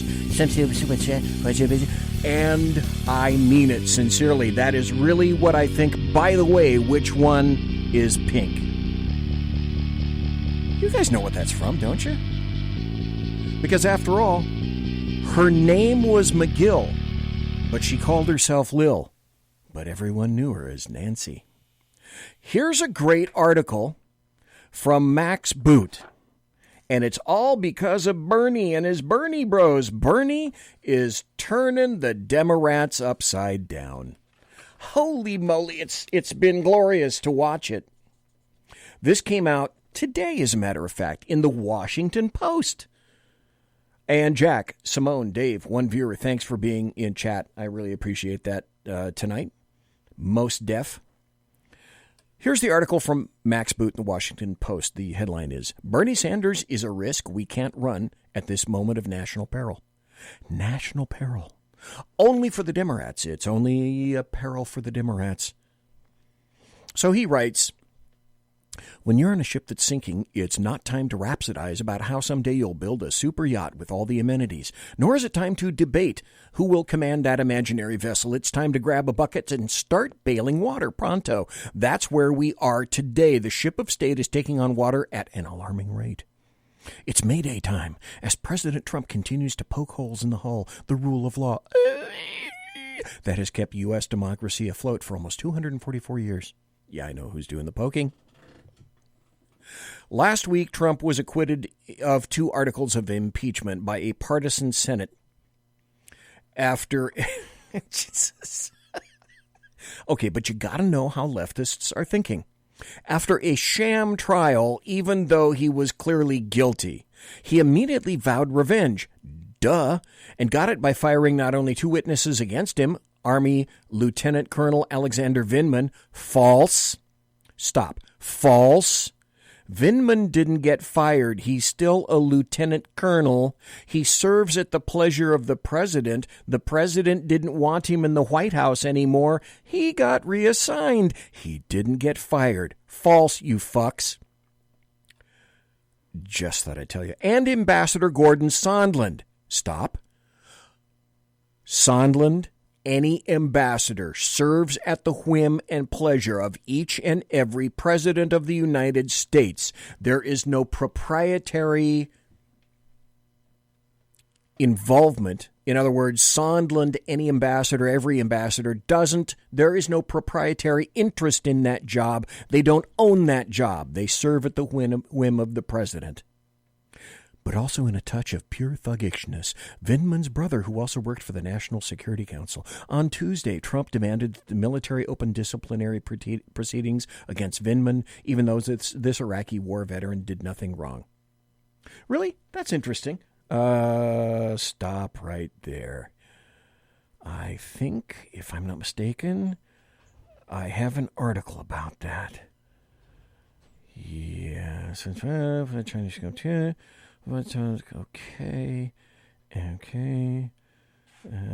I'll look for it. I got it up here. Oh, here we go. Yeah, we're talking about Vindman, right? Here's an article from Trending News. Poor Vindman. Here's an article that says, Alexander Vindman admits he made up part of the Trump call summary. He admitted it. In an official summary, Lieutenant Colonel Alexander Vindman admits that he had made up elements of President Donald Trump's call with Ukrainian President Volodymyr Zelensky. And so, well, we need to believe him, right? Yeah. Again, another article from the Washington Post by Max Boot, predicated on lies, but I'm going to continue with the article nevertheless, because you need to understand how these people think. At the same time, Trump publicly lashed out at federal prosecutors for following sentence guidelines and asking for a 7 to 9 year prison term for his confidant Roger Stone, who was found guilty of witness tampering and lying to Congress in order to stymie an investigation about Trump's links to Russia. That is a crime of process that has nothing to do with revelations about Trump and Russia. A guy that's in his 70s. For fuck's sake, people, Judge Napolitano came on Tucker Carlson tonight, a guy who hates Trump because Trump wouldn't consider him and rejected him for a SCOTUS appointment. And so Napolitano's life revolves around excoriating Donald John Trump, OMB, Orange Man Bad, the guy with the dead orange cat on his head, but came willingly on Tucker Carlson's show tonight to say that the sentencing guidelines for Roger Stone were way over the top and that it should not have taken 4 federal prosecutors to work this case. It's overkill.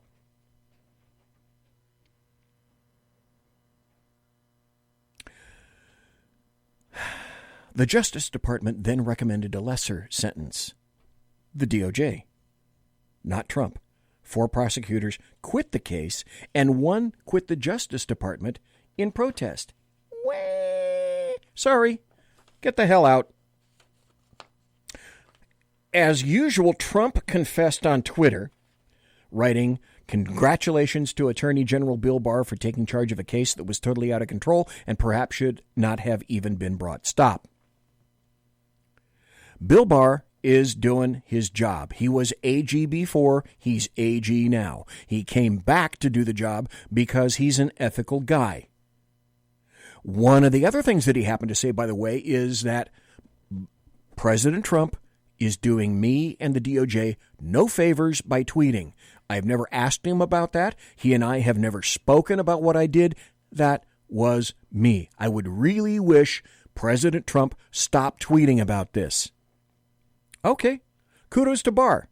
Max Boot continues to write, "The president is politicizing the legal system to protect a crony who refused to testify against him while punishing those who did testify. This is what happens in banana republics. Stop bullshit. I have an article about Obama doing the exact same thing, but you're never going to hear it any other place but here." Boot continues, "I never thought it could happen here, but it just did. I'm sending out an SOS. Save our system. If a Demorat doesn't win the White House in November, our democracy will be endangered. I will vote for any Demorat nominee, even Bernie Sanders, who is now the front runner after a narrow victory in New Hampshire. But I devoutly hope Demorats do not nominate Sanders. Uh-oh. He is a risk we cannot run at this moment of peril." Well, they admit they're in peril. Max Boot admits they're in peril. "The polls make clear most Americans are very happy with the economy. In a recent Gallup survey, 59% said their personal financial situation has improved over the past year, an even higher number than in 1999 at the height of the dot-com boom." Imagine that. "Under those circumstances, a normal president would have 60% support, but Trump's approval rating is only 43.6%. Again, a lie. It was 49%. In the 538 polling average because he has alienated so many people with his unconscionable words and deeds." You know what? I have to be honest. This is part of what you're going to hear in the Zeppelin Manifesto next Thursday. I'm a results guy. I really don't care what Trump says anymore. I want to see results. I want to see veins between my teeth. I want to see blood dripping through dentures, okay? So there is an opening to beat Trump with a candidate who will be seen as a pair of safe hands at the tiller, someone who will not alienate much of the country or imperil our economy. Sanders is not that candidate. Finally, somebody admits Sanders is not that guy. Gallup just released a poll showing that most Americans would be willing to vote for a presidential candidate who is black, Catholic, Hispanic, Jewish, a woman, gay, or younger than 40, but not for a socialist. Sanders is a self-proclaimed socialist. His signature issue is Medicare for All. That slogan tests positively. But in a Kaiser Family Foundation poll, 58% are opposed to eliminating private health insurance and 60% are opposed to paying higher taxes for health care. Sanders' plan calls for eliminating private health care and paying more taxes. It's an electoral loser. It's the super yacht we can't afford and don't need right now, whereas promising to defend and expand the Affordable Care Act is a proven winner that helped Demorats retake the House in 2018. Yeah, try that again. As if that wasn't bad enough, Sanders carries decades of ideological baggage. Well, that's true. Having in the past praised communist regimes and joined a socialist party that took Iran's side during the Iranian hostage crisis. Stop. This is how scared the Demorats are right now when you have even them pointing out the obvious. Sanders' Demorat opponents haven't exploited this record because they are terrified of offending Sanders supporters. You can bet that Trump won't have any reticence. Yeah, do you think? He's champing at the bit to run against crazy Bernie because Bernie is crazy. That's me saying that, not Max Boot. His supporters in South Carolina are even helping Sanders in that state's Democrat primary. Perhaps Trump's confidence is unjustified, as Matt Lewis argues in the Daily Beast. Consider the source, Daily Beast. But given the terrible track record of far-left candidates in the 2018 midterm election and in the recent British election, Jeremy Corbyn lost in a landslide, it's a risk we can't afford to run. Max Boot pleads. So please, Demorats, do the smart thing and coalesce quickly around one of these three moderates. Pete Buttigieg, Amy Klobuchar, or Mike Bloomberg. They're still standing after the first two contests. Even Max Boot says Joe Biden is down for the count. And then his final sentence. The future of our democracy might depend on it. Bum, bum, bum. That was a great story. I got to admit. I love the hell out of that. They can't conjure Bernie Sanders. Well, maybe it isn't just a few people that don't want to conjure Bernie Sanders. Here's a story from the... Oh, wait a minute. You know, I told you I'd be doing this. And so it's past time for me to say... It's time for happy stories and good times. There we go. Now I feel better. This is from the Las Vegas Review-Journal. Culinary Union circulates flyer attacking Medicare for All. Translated, it's attacking Bernie Sanders because Bernie's coming to Nevada next. Culinary Local 226, Nevada's largest and most politically powerful labor union from Las Vegas, okay. Culinary Union, food servers, cooks, etc. They circulated a flyer that attacked the nationalized health care proposals of 2020 presidential hopefuls Senator Bernie Sanders. Imagine that. So already there's a kerfuffle brewing in Nevada.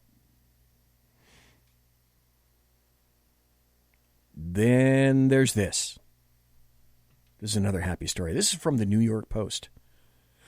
Donors are set to leave Joe Biden after Iowa and the New Hampshire results. Well, what do you do if you get results like that? Joe Biden's disastrous results in Iowa and New Hampshire have spooked Democrat donors who are preparing to jump ship and throw their money behind somebody else. Even as his campaign vowed yesterday, that the best is yet to come. The best is yet to come. By the way, have you heard Joe Biden's new ad? Because if you haven't, I'm going to play it.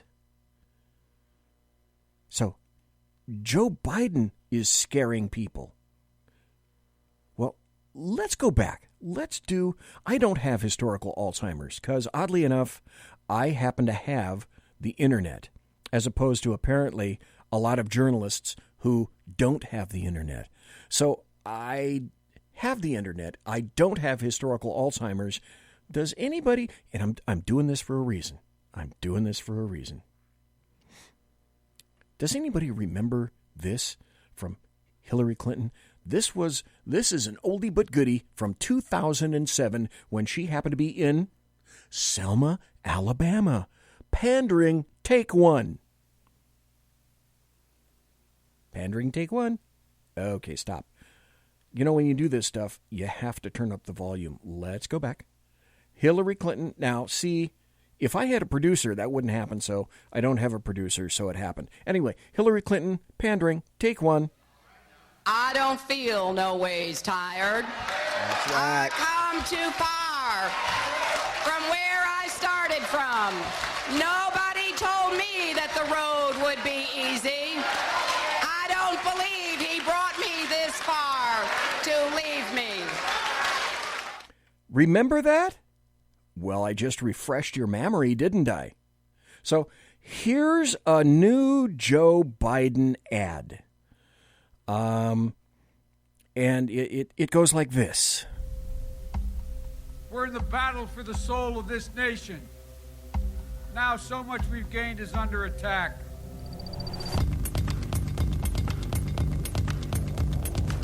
Go, Joe. We have a tremendous opportunity to take the next great step forward. We don't feel no ways tired. We've come too far from where we started.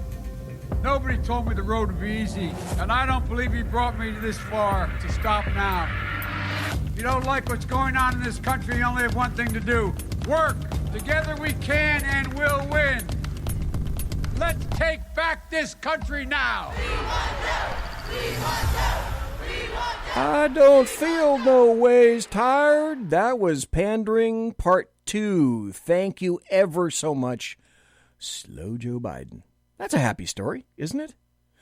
Locally, leftists have a newspaper here in Sacramento called the Sacramento Bee. I actually worked for McClatchy in the 70s. I worked for KFBK, and I was part of the McClatchy organization back then. I couldn't even tell you if it's part of the McClatchy organization now. It may be. But they owned an assload of newspapers to include the Sacramento Bee, the Fresno Bee, and a bunch of other newspapers all up and down California. And I think they also went national as well. Now, Sacramento-based McClatchy files bankruptcy protection. Oh. Now, if I only had a sound effect of an audience going, McClatchy, the publisher of the Sacramento Bee and other newspapers across the country, is filing for bankruptcy protection, the company announced Thursday, today. The company's newsrooms, which include the Modesto Bee and the Fresno Bee, those are two towns in California, spell it with a K, will continue to operate as McClatchy reorganizes under Chapter 11 bankruptcy protection. McClatchy, which is based in Sacramento, said it received $50 million debtor-in-possession financing. So how did they get there? Well, if you happen to pick up the Sacramento Bee, if you go to SACBEE.com, you can see that there is no such thing as a news article in SACBEE.com. They're nothing but SJW social justice warrior opinion pieces cloaked in news. Here's another happy story. Who knows? Joe Manchin doesn't rule out voting for Trump over 2020, whoever the 2020 Demorat may be. Senator Joe Manchin left open the possibility of voting for President Trump if surging 2020 Demorat candidates don't shift their rhetoric to the political center. I don't know. That sounds like a happy story to me. And I already mentioned this.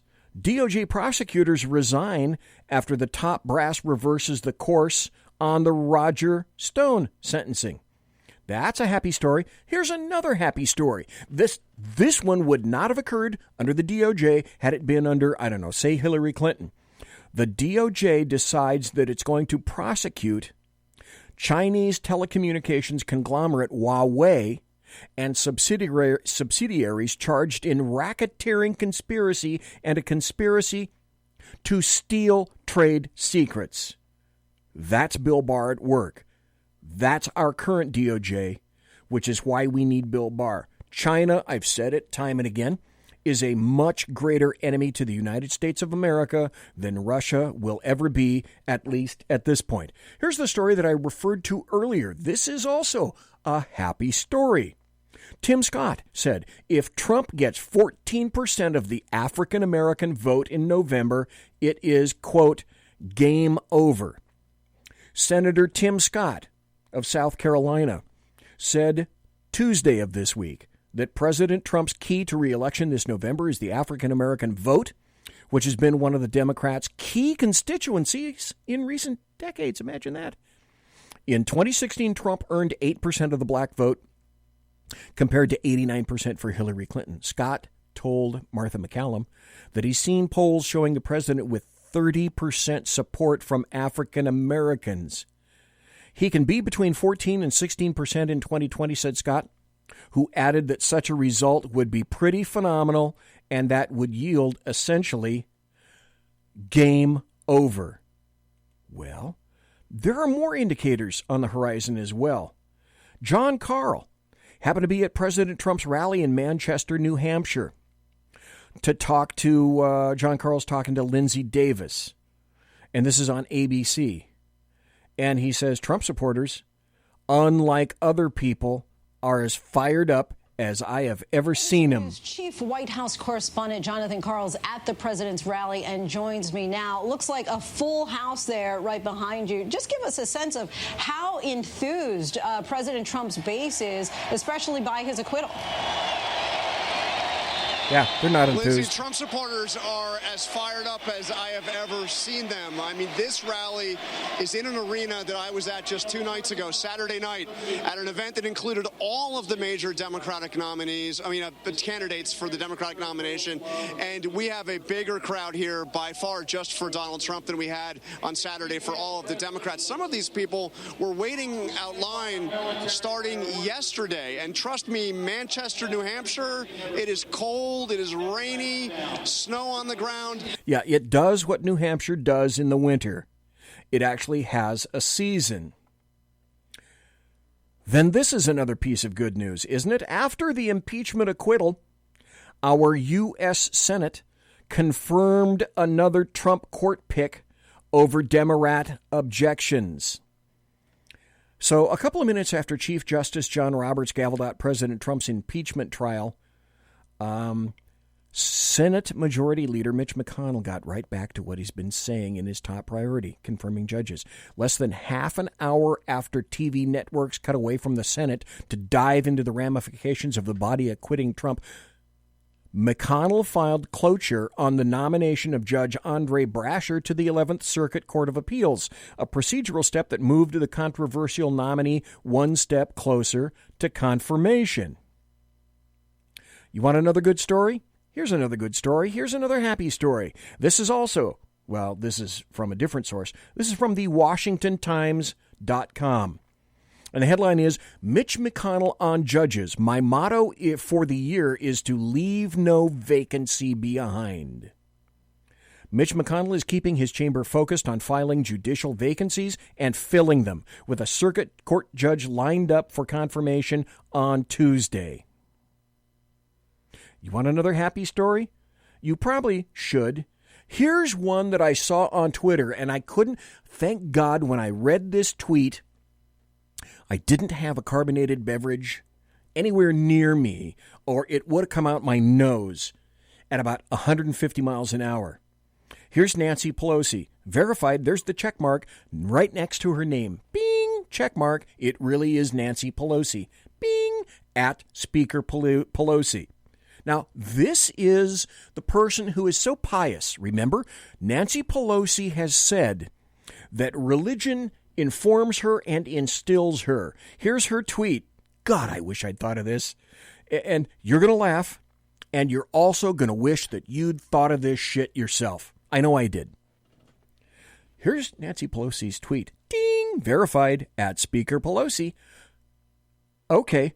Stop mailing my office laminated copies of that goddamn speech.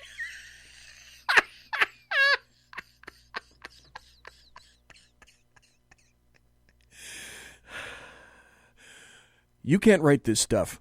You know what? It's 10 o'clock. And where are your kids? What the hell? Where are your parents? Where is anybody? I'm not stopping. I'm not going to do a promo. All I'm going to do is this. Conservative media done right. You're listening to the SHR Media Network. I can't stop with the happy stories. Here's another happy story. Bigger than Vindman. Trump scrubs 70. Oh, God, this is great.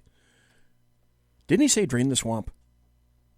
This is another reason why they hate, despise Donald Trump. This is from the Washington Examiner. Bigger than Vindman. Trump scrubs 70 Obama holdovers from the NSC, the National Security Council. Trump is making good on his promise to drain the swamp and cut Obama-era holdovers from his staffs, especially the critical and recently controversial National Security Council. Officials confirmed that Trump and NS advisor Robert O'Brien have cut 77 positions inherited from former President Barack Obama, who had fattened the staff to 200 under his tenure. That's a happy story. Then remember I told you just a couple of minutes earlier, Alexander Vindman, Lieutenant Colonel Alexander Vindman, admits he made up part of the Trump call summary, and people are they're gobsmacked, I tell you, as to why Vindman is out of there. He's still a lieutenant colonel. He's just been reassigned. That doesn't mean he was fired, like all the leftists are telling you. No, dumb shits. He wasn't fired. Then they're saying, oh, no Demorat in the history of history has ever acted like President Trump is acting now. Again, bullshit alert. This is from PJ Media. 5 times Barack Obama protected his allies from justice, and Demorats didn't seem to care then. Isn't that amazing? It was expected that Demorats would be up in arms over the news. The Justice Department retracted and rewrote Roger Stone's sentencing recommendation memo. But once again, this writer says, I find myself astonished by the rank hypocrisy of Demorats. This is Matt Margolis, by the way, from PJ Media writing this. But before I get into that, I think it's worth mentioning that the prosecution of Stone and, quite frankly, the sentencing was excessive. I have picked 5 examples of Obama's allies being protected from justice in various ways by his administration that Demorats didn't give a hoot about. And when you read them, you'll understand why. Number 5, the new Black Panther Party. Welcome to Overtime, by the way, folks. I'm going because I'm on a roll. And I'm giving you happy stories, and I'm giving you good times because people need to talk about this kind of stuff. Number 5, the new Black Panther Party. You may remember images and video from Election Day 2008 with members of the new Black Panther Party standing outside a Philadelphia polling place wearing military garb, making racial remarks, and discouraging people from voting. By the way, that was under the aegis of Attorney General Eric Holder. Likewise, a black dude. A voter intimidation case against the new Black Panthers began weeks before Obama took office. It was an open and shut case, and the new Black Panthers didn't even show up in court to defend themselves, assuring the government's victory in the case. Then in May 2009, the case was inexplicably dropped by Attorney General Eric Holder. By the summer of 2010, the U.S. Commission on Civil Rights declared there was evidence of possible unequal administration of justice by the Justice Department in the new Black Panther Party case. It was quite clear that under Obama and Holder, civil rights cases against minorities discriminating against whites were being systematically ignored. Imagine that. Oh, then there's the case of Attorney General Eric Holder himself. A.G. Holder took part in a scandalous, incompetent gun-running project known as Fast and Furious from 2009 to 2011, and he did everything in his power to protect his boss, Barack Obama, during that investigation. In return for his steadfast loyalty, Obama protected Holder, who was aggressively stonewalling the House Oversight and Government Affairs Committee investigation into Fast and Furious. Obama's asserting of executive privilege was not only to protect himself, but also to protect Holder against a head of the Oversight Committee's vote to declare Holder in contempt of Congress for withholding documents from the committee. Ultimately, it didn't save Holder from being held in contempt of Congress. By a bipartisan vote, by the way. Then there's the issue number 3 of Senator Robert Menendez in 2012, just days before the November election. ICE agents were ready to arrest an illegal immigrant and a registered sex offender, but they were ordered by the Department of Homeland Security to wait until after the election. Why would that be? The suspect was a volunteer intern for Senator Robert Menendez, Demorat of New Jersey, and there would be significant interest from Congress and news organizations about the arrest. Menendez was seen as vulnerable, though, in the 2012 election. The delay of the arrest saved him from a potentially politically damaging scandal on the eve of voting, all while letting a sexual offender avoid justice for 6 weeks. Then there's case number 2, sexual predator Kevin Johnson. In 2009, Barack Obama illegally fired Gerald Walpin, the Inspector General for the Corporation of National and Community Service. Walpin's only crime was that he was investigating Obama's friend and donor, Kevin Johnson. Johnson had misused federal grant money for AmeriCorps by funneling it to his personal nonprofit group, paying for political activity, and using it to pay hush money to underage girls he'd sexually abused. By the way, who's Kevin Johnson? Oh, Kevin Johnson is the former mayor of Sacramento, where I am sitting 2 miles east of the Bill Mill right now. So this was a big dealio in Sacramento. So what was Kevin Johnson doing that he was covered for? They just took the cat litter and covered him all up. He was paying hush money to underage girls he'd sexually abused. He took federal grant money earmarked for AmeriCorps and funneled it to his personal nonprofit groups, paying for political activity. So when Walpin recommended charges against Johnson, Obama, in violation of federal law, fired the prosecutor. Kind of sounds like Ukraine and Biden, doesn't it? Number 1, Hillary Clinton. It's hard to think of anybody who's managed to avoid accountability more than Hillary Clinton, and her response to the Stone sentencing was her latest example of a complete lack of self-awareness. This is from Hillary Clinton. Bing! Verified on Twitter. Bing!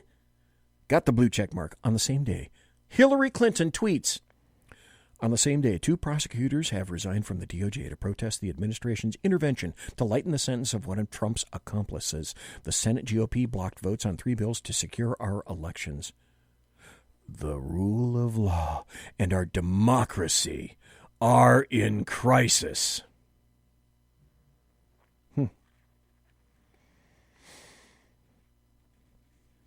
Hold that thought for Hillary.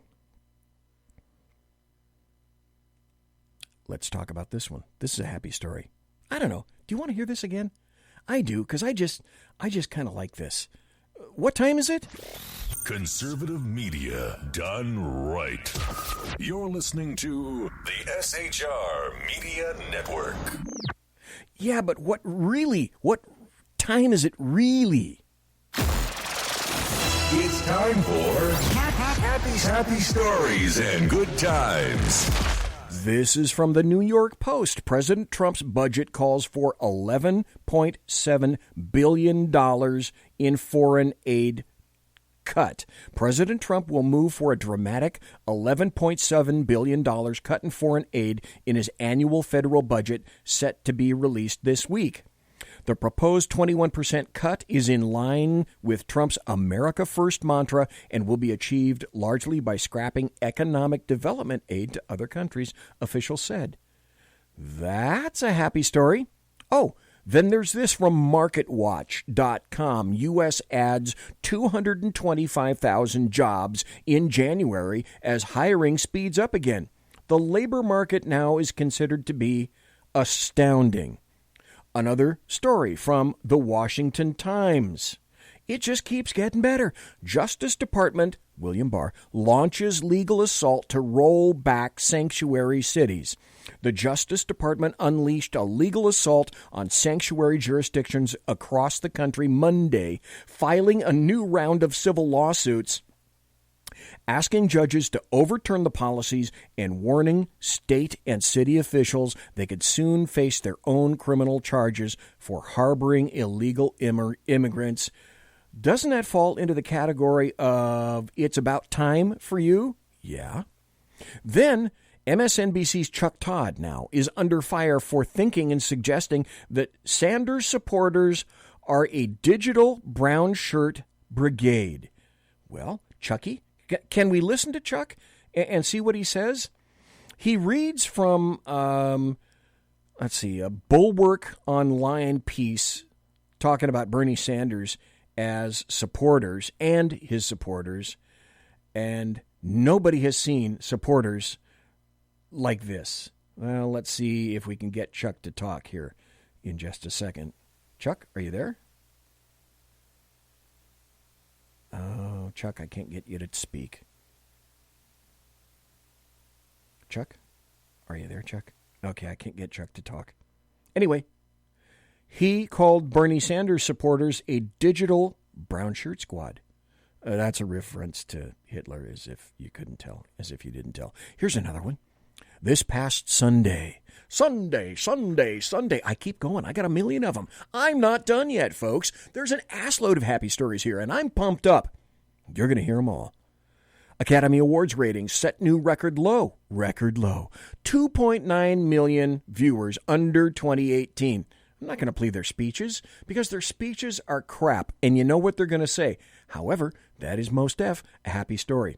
Here's another one from Yahoo News, of all places. A new poll just gave Trump the highest economic approval rating of any president in the last 20 years. You going to hear that? Anywhere? On the American media maggots? At all? No. You're not going to hear that at all. Period. End of statement. Then in Virginia, let's travel over to Virginia. The Virginia House passed a ban on AR-15 style rifles, suppressors, and high-cap magazines. And then this should be no shock when law enforcement focuses and forces Americans out onto the street as their anger erupts. And listen carefully to what these guys are saying. This is not right.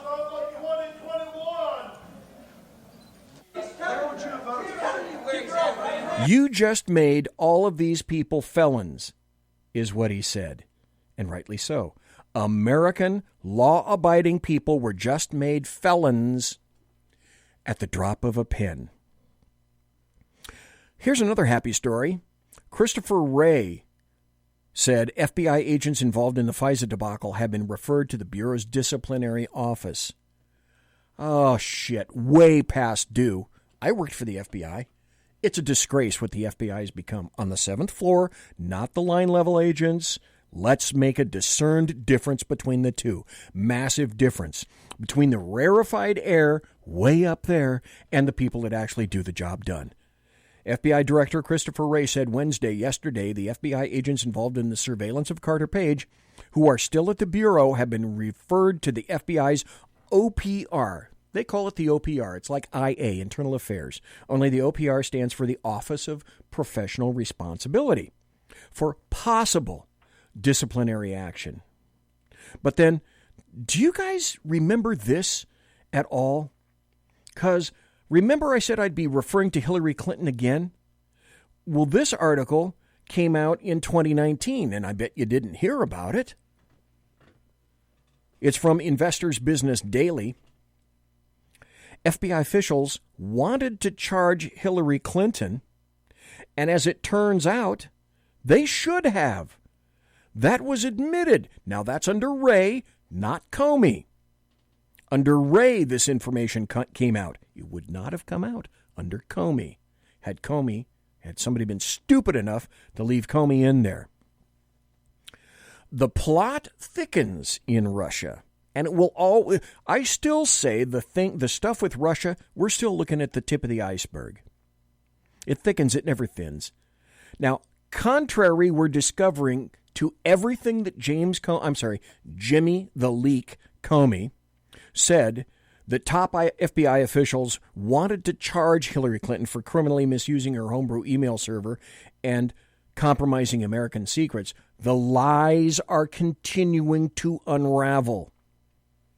So what is this? This is the deep state on steroids. Now, if William Barr decides that he's going to clean house, and I certainly hope he does, he's going to have his hands full. Because now it has come out that top officials wanted to charge Hillary Clinton for criminally misusing her homebrew email server and for compromising America's secrets. I knew back then in 2016 that when James Comey said that, I can't recommend anything against Hillary Clinton because she didn't have intent. Well, I happen to know the law. And I happen to be familiar with the USC, the United States codes that were involved in that. And there are two categories and classifications of crime in state penal codes and also under the USC. There are crimes of general intent and there are crimes of specific intent. And he said, James Comey, Jimmy the Leak Comey said, Hillary Clinton did not design the specific intent to fill in the blank because there were a number of USCs applicable to that. Guess the fuck what? None of those crimes were crimes of specific intent. They were crimes of general intent. A crime of specific intent has this written into it. And you can read it. Anybody can read it. It'll be blah, blah, blah, blah, blah, blah, blah, blah, with the intent to da-da-da-da-da. The crimes enumerated by Comey were not crimes of specific intent. At that microsecond, I knew that Comey was lying his ass off. And if he's lying his ass off then, he's lied before and he will lie again. Hey, you want to hear a cut of Lindsey Graham not giving a fuck about being on CBS? Right now, we need to finish this conversation because you brought up a number of things. So we're going to have to take a quick break. I do want to say, though, that to this point, nothing has been in any way substantiated in regard to corruption when it comes to Joe Biden himself. His son served on the board and was paid for it. I just think the media is so in the tank over this issue, it makes me sick to my stomach. We'll talk about it in a minute. Right, well, you were saying it needs to be investigated. Yeah, nobody's investigated. CBS sent one reporter. To Ukraine? Yeah, I don't think you take it seriously. We are. That's why we're taking a break. I'm coming back to talk to you about it on the other side of it. So She's stay laughing with us, about it. Yeah, Lindsey Graham, not Karen. Jesus. Also, there is video, I should say, of asylum seekers that are boarding deportation flights from South Texas to Central America. I say, bye-bye. Don't let that big aircraft door hit you in your ass on the way out. And then Mittens Romney. He's facing party scorn and isolation after the impeachment vote. He is ostracized. Somebody, I don't remember who, was talking to Mittens Romney not terribly far ago, about a week ago, about Romney's upcoming vote he's going to vote guilty on Article 1 of impeachment, which he did. And Romney said, whoever he was talking to said, you realize this means war. You ever hear my intro? My intro says, you realize, of course, this means war. Romney, this means war. Chronologically speaking, let's go back to Mitt Romney. Let's remember that Mitt Romney was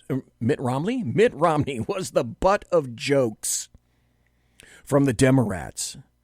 Oh, he killed the dog on the top of his car. And so remember when Senator Harry Reid came out and said, I abjectly lied about Mitt Romney because I wanted to make sure that he was killed and got shot down in flames. Now, Mitt Romney then, after having the Demorats, then Mitt Romney goes and says terrible things about Donald Trump during his run-up in nomination to president and badmouths the crap of Donald Trump. Then he goes to Donald Trump with his hat in his hand and says, I'd like to be Secretary of State. No, do you remember? That went to Rex Tillerson. So then he's all butthurt now, Mitt Romney, and this vote is Mitt Romney. This is some get back at President Trump. Now, Mitt Romney, he's going to have a long road to redemption with the GOP. And he was kicked out of CPAC, by the way. I should tell you, he's not going anywhere. He's not going to CPAC because specifically Mitt Romney got disinvited. Remember this from CNBC. Trump wins appeal in case where Demorats sued him for allegedly violating the emoluments clause. Well, no, he didn't. Then this is a great audio cut. This is almost 2 minutes, right around in there. This is Devin Nunes saying basically on I think this was the Ingram Angle show. And he says, you know what? Am I going to talk to the socialist-controlled media anymore? He actually had a speech. He was going to go out there and give a speech. Oh, hold on. I got another thing open in here. Where do I have something open? I found it. Okay. Now we're going to be able to hear Devin Nunes. Let me back this baby up. This is what happens when I don't have a producer. But still, I make shit run. Here we go. Devin, take it away, dude. And I found out about this when I walked out. He actually had a speech. He was going to go out there and give a speech that his people had worked on. They had approved everything in it. And as you know, when you were there, he said, nah, I'm not going to give a speech. We're just going to celebrate today. And he just had a list of all the people there, and he went around the room, was introducing people. And the president needed to do that. And the American people need to continue to hear this. The more times the president can talk about how dirty they were to him, his family, to anyone who got involved in this, trying to get to the truth, he needs to do it. The most important thing that the president has done, of all the things that he's done are very important, but he's finally outed the media. The media in this town has been corrupt. And it took somebody like Trump to finally bring them out of their shell to where now they'll just openly go out. They'll tweet about it late at night. They get drunk. They send drunk tweets out. And they're vicious to him and Republicans. And I continue to try to get our Republicans to wake up in the Capitol. We should not be talking to the mainstream media. They are assassins. They're working for the other team. I mean, we talked about you got to win. You got to win back. We got to win. Okay, stop right there. Do you think that's over the top? Do you think that's over the top? Because I don't. In the Zeppelin Manifesto on Tuesday, I'm going to tell you why I don't think that's over the top.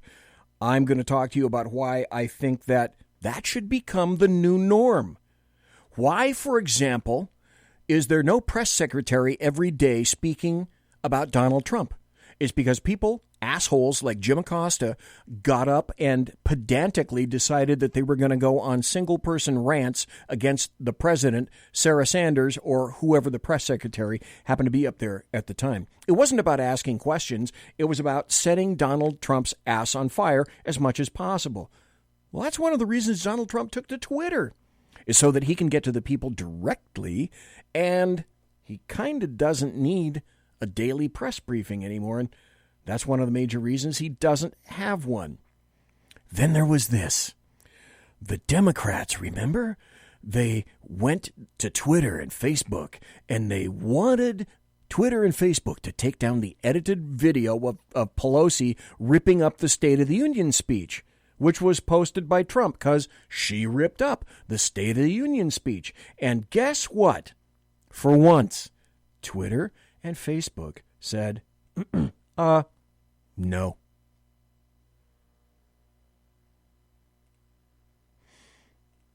I repeat, folks, you can't write this stuff. Monsieur has been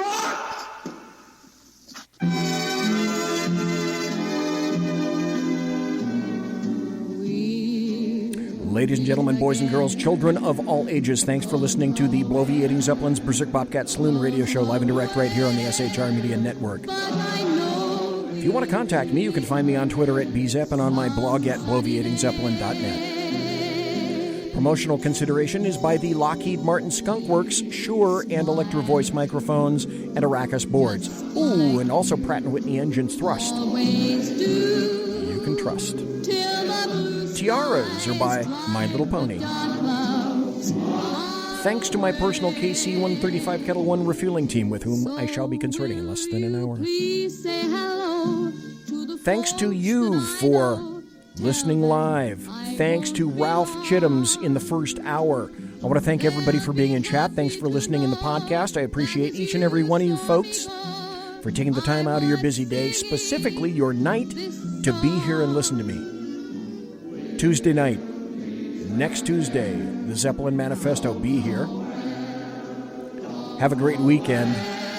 Oh, Monday's a holiday. At least in the state of California, spell it with a K. But I will see you Tuesday night. God bless. Take care. Be safe, everybody.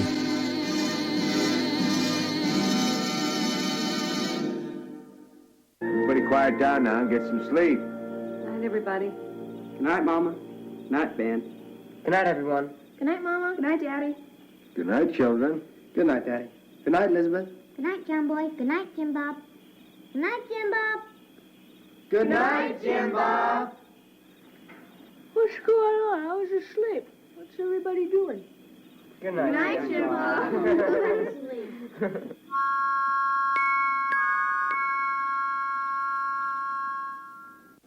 Good night, and good luck.